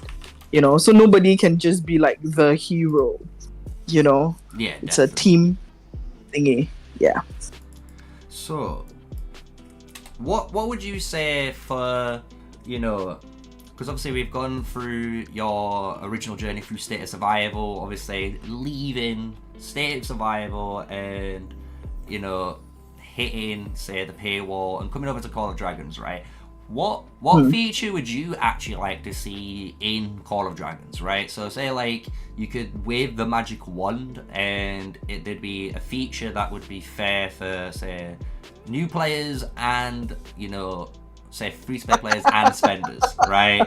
Because that's Wow. the one trick, right? That's the one trick. Because I could give you this power, and I know with the power, some people can become corrupt, right? But let's try and make this power fair on both sides. So say like you're going to introduce maybe a new mechanic, right? You could introduce a cool mechanic, you know, maybe it was armor, right? And you just thought of a way of obtaining that fairly, you know, at least like Warpets has, right? Warpets has tried to do that with its system. Yes, everyone will agree that the RNG system's not there right now. It's not perfect and it needs to be fixed, but there's hope, right? And you can see kind of the idea of what they want to do with it. So okay, so I have two, right? One is a very selfish one. Like, this one is definitely not gonna make the game fair, but I was frustrated with Warpets because you have to catch things and there's no way that you can surpass that. Like, I keep asking, is there a way that I just buy everything? Can I just buy everything? And people are like, no, you have to catch them. And it annoys the shit out of me because I'm not very patient and I don't want to, you know, do this flying around catching Pokemon shit, you know. But again, I understand that, you know. But okay, so if there is another feature that will make things more, which I know that they will never release because then it will affect the revenue, and that would be like a trading post. So that means people in your alliance, if they have extra stuff of things, for example, I have extra Medifrags. I have extra, like, whatever fragments, or we don't call it fragments. What do you call this here? Tokens? Sculptures or tokens, yeah. Tokens. We're all cross city builders here. We all understand tokens, sculptures, heads. We get it, right, chat? You're all in there. We're all together in this podcast. Yeah. So, like, if there is a trading post or there is a place where you can just dump all your free stuff that you don't want, like, here, look, I have like 30 Medifrags, take it. You know, and someone in your alliance who wants those Medifrags can just take it. That would be awesome. But like I said, there is no way that they're going to feature this. Another one could be RSS giving, and they don't have the limit to it. Because right now, people, like, there's a limit to the weekly thing. Because the thing is, if you spend, right, you will have so much resources. It's not funny. Like, you will have, if you open your entire backpack, it will reach up to a billion at least, you know, or more. You know what I mean? And you're done with all the research, like every single thing, you know. And even in wars, if you're using resource healing, there's only this much resource healing that you can do per week, per day, right? So I would love that we can have that, like, limit off. That weekly resource giving. It's a hard one. I know where you're going. It's a hard one though, because the problem is in the past, and you can imagine it's still, and you know it still exists even to this day, is like the bots that used to run rampant. So like back in, and I'm talking back in the day, Rise of Kingdoms, you could do that. Like, there wasn't no limits. Honestly, you could have as much resource as you wanted traded between players. It was crazy, and the thing is, it did open up, honestly, the avenue for the botting that kind of exists in that game and starts to try to exist in this game now. But I know the devs are trying to, like, cut down on it. The one thing that I kind of want to say with the trading bit is I do wish they allowed you, it sounds a bit weird, but I don't know why they don't let you trade mana. It's the hardest, like, material. Oh wow, yeah, it's the hardest it's thing the to obtain, hardest really. thing to get, and it's like, if you was going to be able to trade it between alliance members, it'd be fine. But I understand why they still don't allow it, because it's kind of like, well, if a player doesn't farm the mana, it means in reality they're not an active player, because it's kind of like an active player just naturally does that anyway. They just naturally farm mana. So I wouldn't say it does become obviously a problem over time, but it's not one where, you know, on the list to do, let's say that, on the list to do, it's not anything on the list to do generally for most players. So it would be interesting. I know they are adding, and this has been known for quite a while, right? that they are supposed to be adding player-to-player trading with the war pet system. So maybe they're going to try it out in the war pet system and see how well it does and performs. And maybe if it does really well, they'll figure out another way of doing it. You know, maybe it's a new mechanic, but there's a new way of trading with that mechanic. So spenders and free-to-play players, like you said, could either spend what they need to spend, get it as fast as they want, and then if they want to get, or if they get duplicates, for example, they could sell them and trade them to the other players, right? So it'd be interesting to see how the player-to-player trading system works for the war pets, because that's the one thing I've always got my eyebrows raised on, because from someone who's played different, you know, mobile games, and I know some people from the past that have played like Diablo or RuneScape. Wow. Oh my god, Diablo is, I mean, if you play Diablo right now, the one that is on mobile, please don't. People are spending $100,000 just for the items. You know, I mean, I used to play RuneScape. Echo Gaming in chat knows this, and he's told me some horror stories, and there's been horror stories on even the news. You go onto the news and there's like stories from like game esports of players spending like $200,000 on Diablo Immortal and not able to find anyone to play with because they're just that strong. It's like, it's insanity, right? But like I say, I hope the trading system works, right? Because if the trading system works though for pets, I think it'd be a good addition to what would change, you know, maybe something in the players', you know, favor for once, right? So yeah, I was going to see what chat has to say, because obviously, like I said, this is a live stream podcast. We do try to keep the podcast, as you see, contained, but we do like to try and venture out sometimes just to see what the chat is saying. So, I love the obviously the joke of, you know, I'd like there be no change for at least 2 years, like adding any features or new heroes. That's obviously a joke. People know we need to add some new heroes to Call of Dragons. Yeah, that's the mages right now are kind of going to be looking at you with pitchforks like, what do you mean we don't need any new heroes, you know? So they're like on the back seat at this point, you know, the mages. So definitely need to do that, but it would be cool to see maybe some sort of trading skill feature. Like, you know, I can always go back, and the one thing coming from a Rise of Kingdoms background and obviously playing that does give me some maybe like basic insight, knowing, you know, how that game went. Maybe gives you, you know, not to say this game's going to do the same thing, but, you know, it gives you maybe a good idea of, okay, this is something from a basic foundational point, you know, maybe they take it on board, right? Because one thing that it does seem like they are going to do is from the season 1, 2, and 3 feature that they've announced through the Q&A dev. After season 3, it seems to be there's going to be a new sort of season, and this is similar to Rise of Kingdoms, where it's called the Season of Conquest. And in the Season of Conquest is when you could cross-migrate between other Season of Conquest, you know, servers. So it'd be interesting to see... is great. Yeah, it'd be interesting to see how they do it, because the thing is with Rise of Kingdoms, though, on top of that, is there is features that you're kind of asking about. So there's a couple of features, like the... I forgot what it's called. It's like the Berserker stage of like pre-KVK. So in that game, it's called Kingdom versus Kingdom, right? Instead of like a server merge or maybe state versus state in your, you know, State of Survival.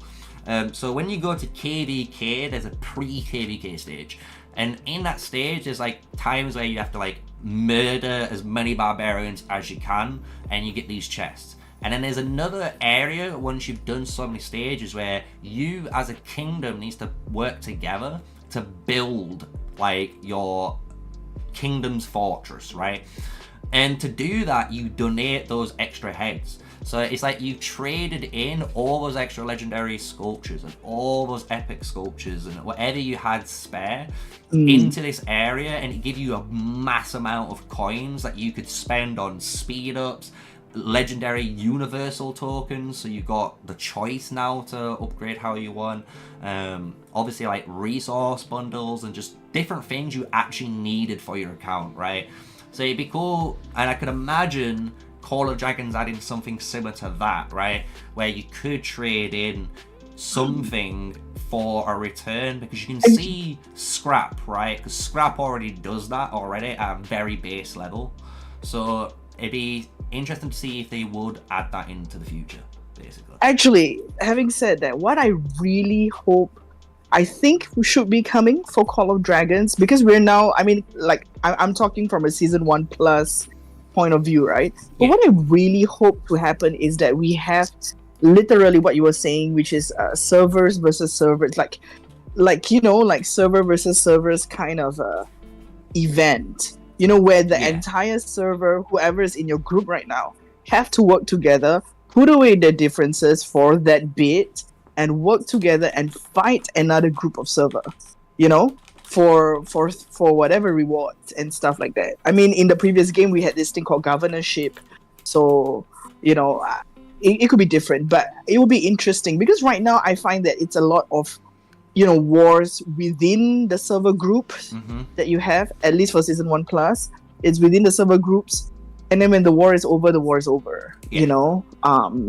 and it gets really boring, and we've been trying to put up events to stuff, but it would be interesting to see the dynamics where you are like enemies and you just fought a war with each other yesterday, but then this weekend is server versus server, so we kind of have to it definitely involves a lot more politics, dirty politics even, which I'm into really.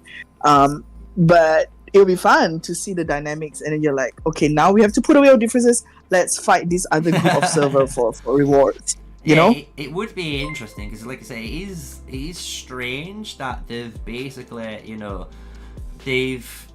it's weird, because in Rise of Kingdoms, that's how it works, So, for example, where, server 2.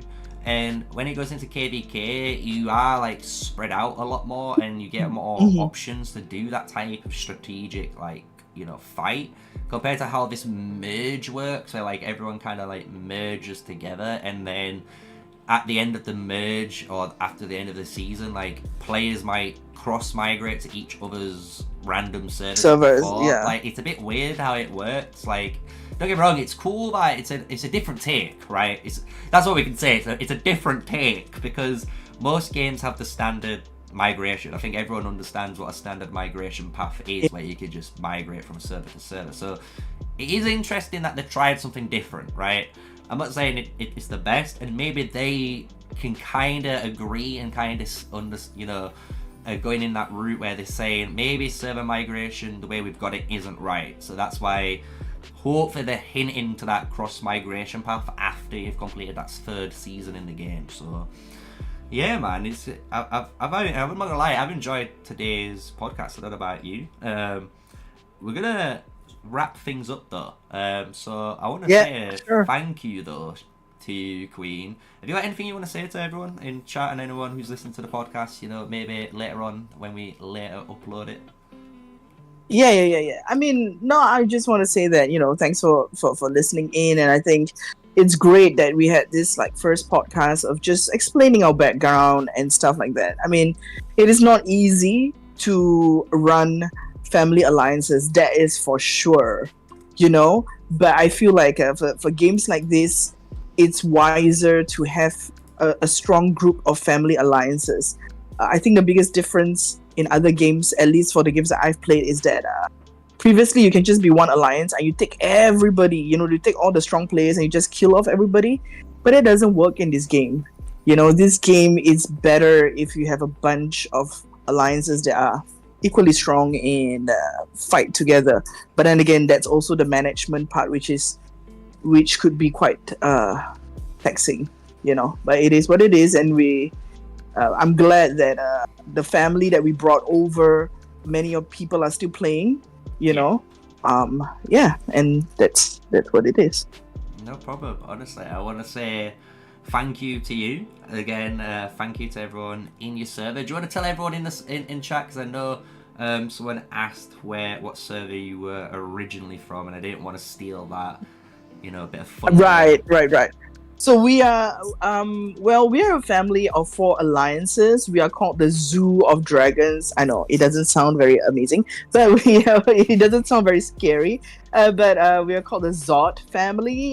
We are from server 132. And yeah, we are just looking for competition. We love challenges. So far in our seasons that we've played, it has not been that challenging. And we are looking forward to season 2. We're looking forward to fight. We love fighting. And yeah, let's see who we pair up with.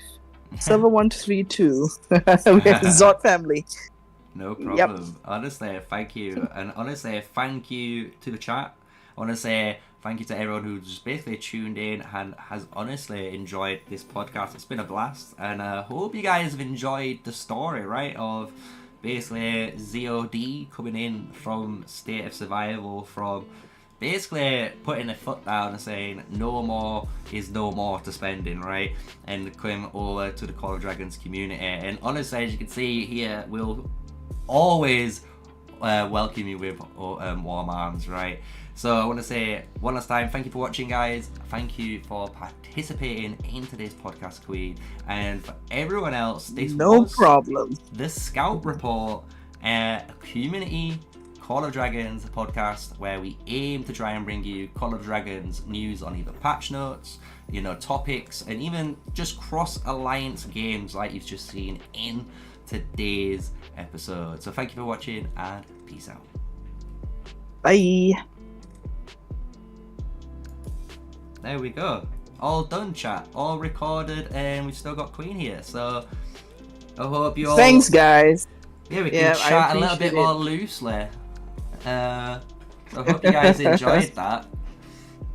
I did, honestly. It was fun. Crazy. It was fun. The story of it all. Like, I couldn't imagine trying to be a whale, spending money, and being like, okay, this is like my budget, and then next minute it's like, wait, I have to increase my budget, and then increase my budget. We reached a point, and we reached a point. No, it's just tiring. It's tiring. It's not really about the money as well, but it's more of it's tiring because there is no end goal. Like, you don't see an end goal. So when we came to Call of Dragons, many of us pushed T5 fast because I brought in the ready leads from other alliances, in SOS, and we are so used to being abused and spending 9k without knowing an end goal that we're like, dude, it takes 9k roughly to reach T5 ASAP. Let's just do it. So we did it. You know what I mean? It's just what happens. Honestly, a lot of people don't expect it. It's just in this game, it's just hitting T5 is literally end game, and it's and it's crazy. As soon as you hit T5, you're there, and you're like, okay, I can kind of do what I want. Where it's do you want this artifact? Yeah, you just focus on artifacts. Maybe not. You just focus on troops, and that's about it. You know what I mean? And it's free and easy. It's the first push. So how we present it to the rally leads, right, in Zod family is that, look, you guys spend this amount in SOS without knowing the end goal. Here the end goal is T5, and with T5 the stat difference is already a lot, and so push as fast as you can, because the faster you push it, the more returns of investment you get from it, right? Because everybody else is still at T3, you can really get all the merits you want and everything, so a lot of us actually, I think, well, not me, but another player in Zod Alliance right now, he abandoned a $600,000 account. He just abandoned it. My account was 350 grand, because he was, I think, ranked 3 in the entire SOS. And we're insane. We're done with that shit. Yeah, I mean, he's a business guy, and he earns a lot of money. But that's not the point, right? The point is, we just abandon our accounts. That's how desperate we are trying to just get out. I mean, was it easy to get out and leaving people behind? No, of course not. Emotionally, it was difficult, but we had to do it because it's just abusive already. We're we don't know tomorrow it reached a point where like it could get worse. You no, don't know. and it gets worse because they can announce a feature. They're like, oh, okay, you know what? We're trying to release this feature. We're like, okay, and then suddenly they're like, oh, we're releasing it in 2 days. We're like, what the fuck? Yeah. In 2 days? Yeah, and then the features are all buggy because it's new, but they wanted the money.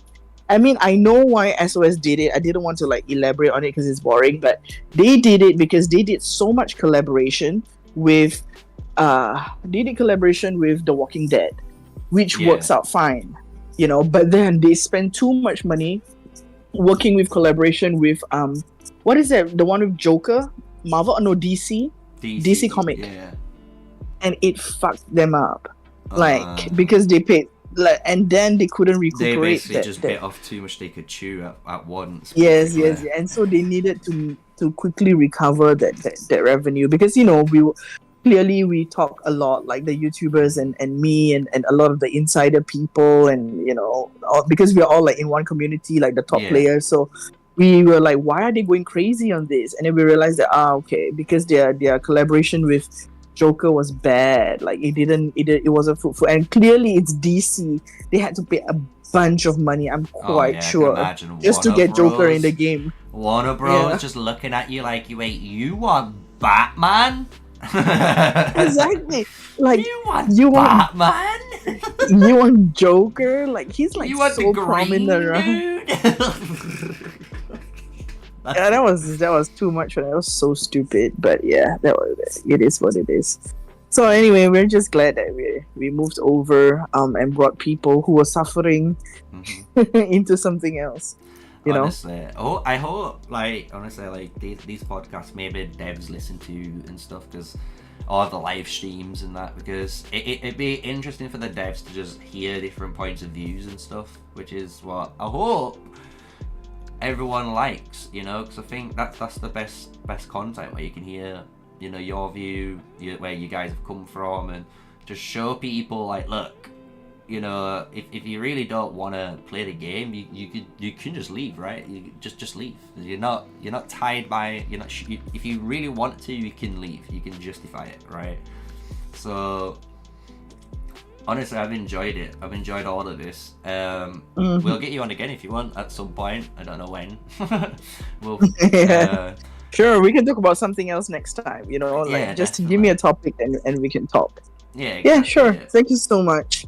All right, I gotta go, and thank you so much. I'll wait for your video tomorrow. I'll like post it up on the Discord and stuff like that. And we'll see how that goes. Usually we do cross posting as well, so I still hold the for Discord or for SOS, and so we still got a good bunch of about like 15,000 people there. So I'm just gonna cross post stuff. Yeah, no, that's fine. That's fine.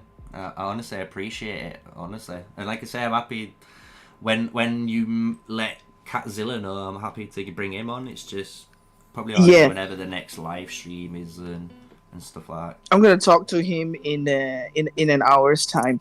But I think maybe you can talk with him about like from being a YouTuber point of view, you know, that kind of thing. Like that's I feel bad for him because he has so many followers on SOS.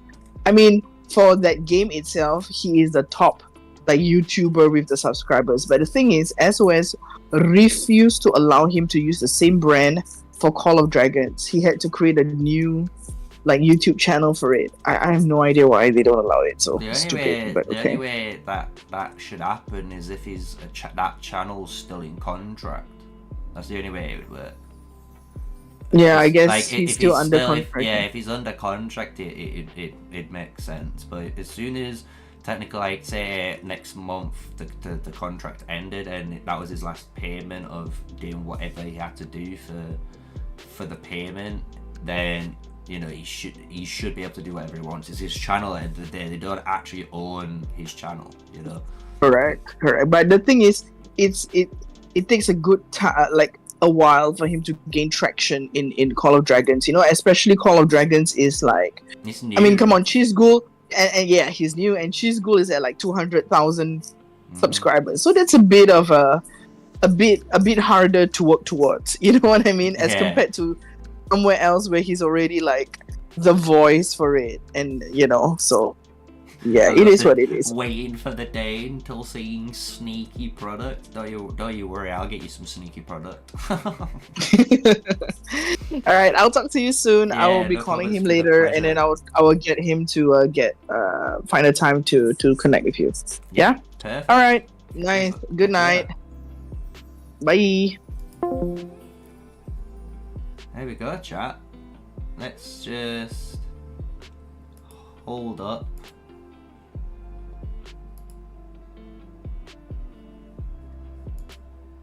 We're back. We're here in Call of Dragons. I hope you guys enjoyed today's stream. We've done the Elite Raid, we've done the podcast with Queen. The podcast as well, if you want to rewatch it all, it will come out on the weekend. I want to say weekend. On the Saturday. Yeah, so the 21st. That's what I'm aiming for. So, yeah. What I'm going to do is most likely, chat, call it a night, because we have in 15 minutes, just to let you guys know, 15 minutes, brand new content out. Brand new. Yes. Take notes, Grotech. As he's doing, he's taking notes. And guess what? It's the one you guys have been waiting for. I need to fix the cam. I've only just realised. That's better. It's the one you guys have been asking. Well, it's one of the ones you've been asking for. It's another war pet guide. And then, I'm just going to let you guys know, I only have 2 war pets to do. And I already have it uploaded. I keep delaying the video until I get all the other videos out. But I have a video already out on the best pets with what pairings. So if you want an archer march, what pets you should use. If you want a mage march, what pets you should use. If you want an infantry march, guess what pets you should use. And even the cavalries, we got it all. And I made a 5th one, a flexible one, meaning you can kind of use these pets with these heroes to make a bit of a flexible pick depending on what you want to do. So nice guide there, and that should sum up everything to do with war pets in the channel. And I don't think I should have to touch war pets ever again. I'm just saying, chat. I have covered every war pet then. We've done the masterclass guide on war pets. So unless they update and fix war pets for in the next couple of weeks, who knows, I don't have to touch it. So you guys are looking for that info. It should all be there by next week. Let's just say that, by next week, because we're gonna have the podcast out on Saturday, and then let me just look at this chat. Yeah, and then on Friday is gonna be another war pet guide, just to give you guys a heads up. And then yeah, we'll probably do one more war pet guide for Sunday, and then the new war pet tier list will be out. So I hope you've enjoyed it. It's been a fantastic stream. As you can imagine, I'm going to do one extra video because we have finally got every avatar frame in the game again. We've got the Frost Dragon, we've got the Frost Giant, we've got everything from Season 1. First of the kind as a YouTuber. Come at me, guys. So yeah, I hope you enjoyed today's stream. And when that video comes out, I know you guys will love it. So, until later, I'll catch you in the next one.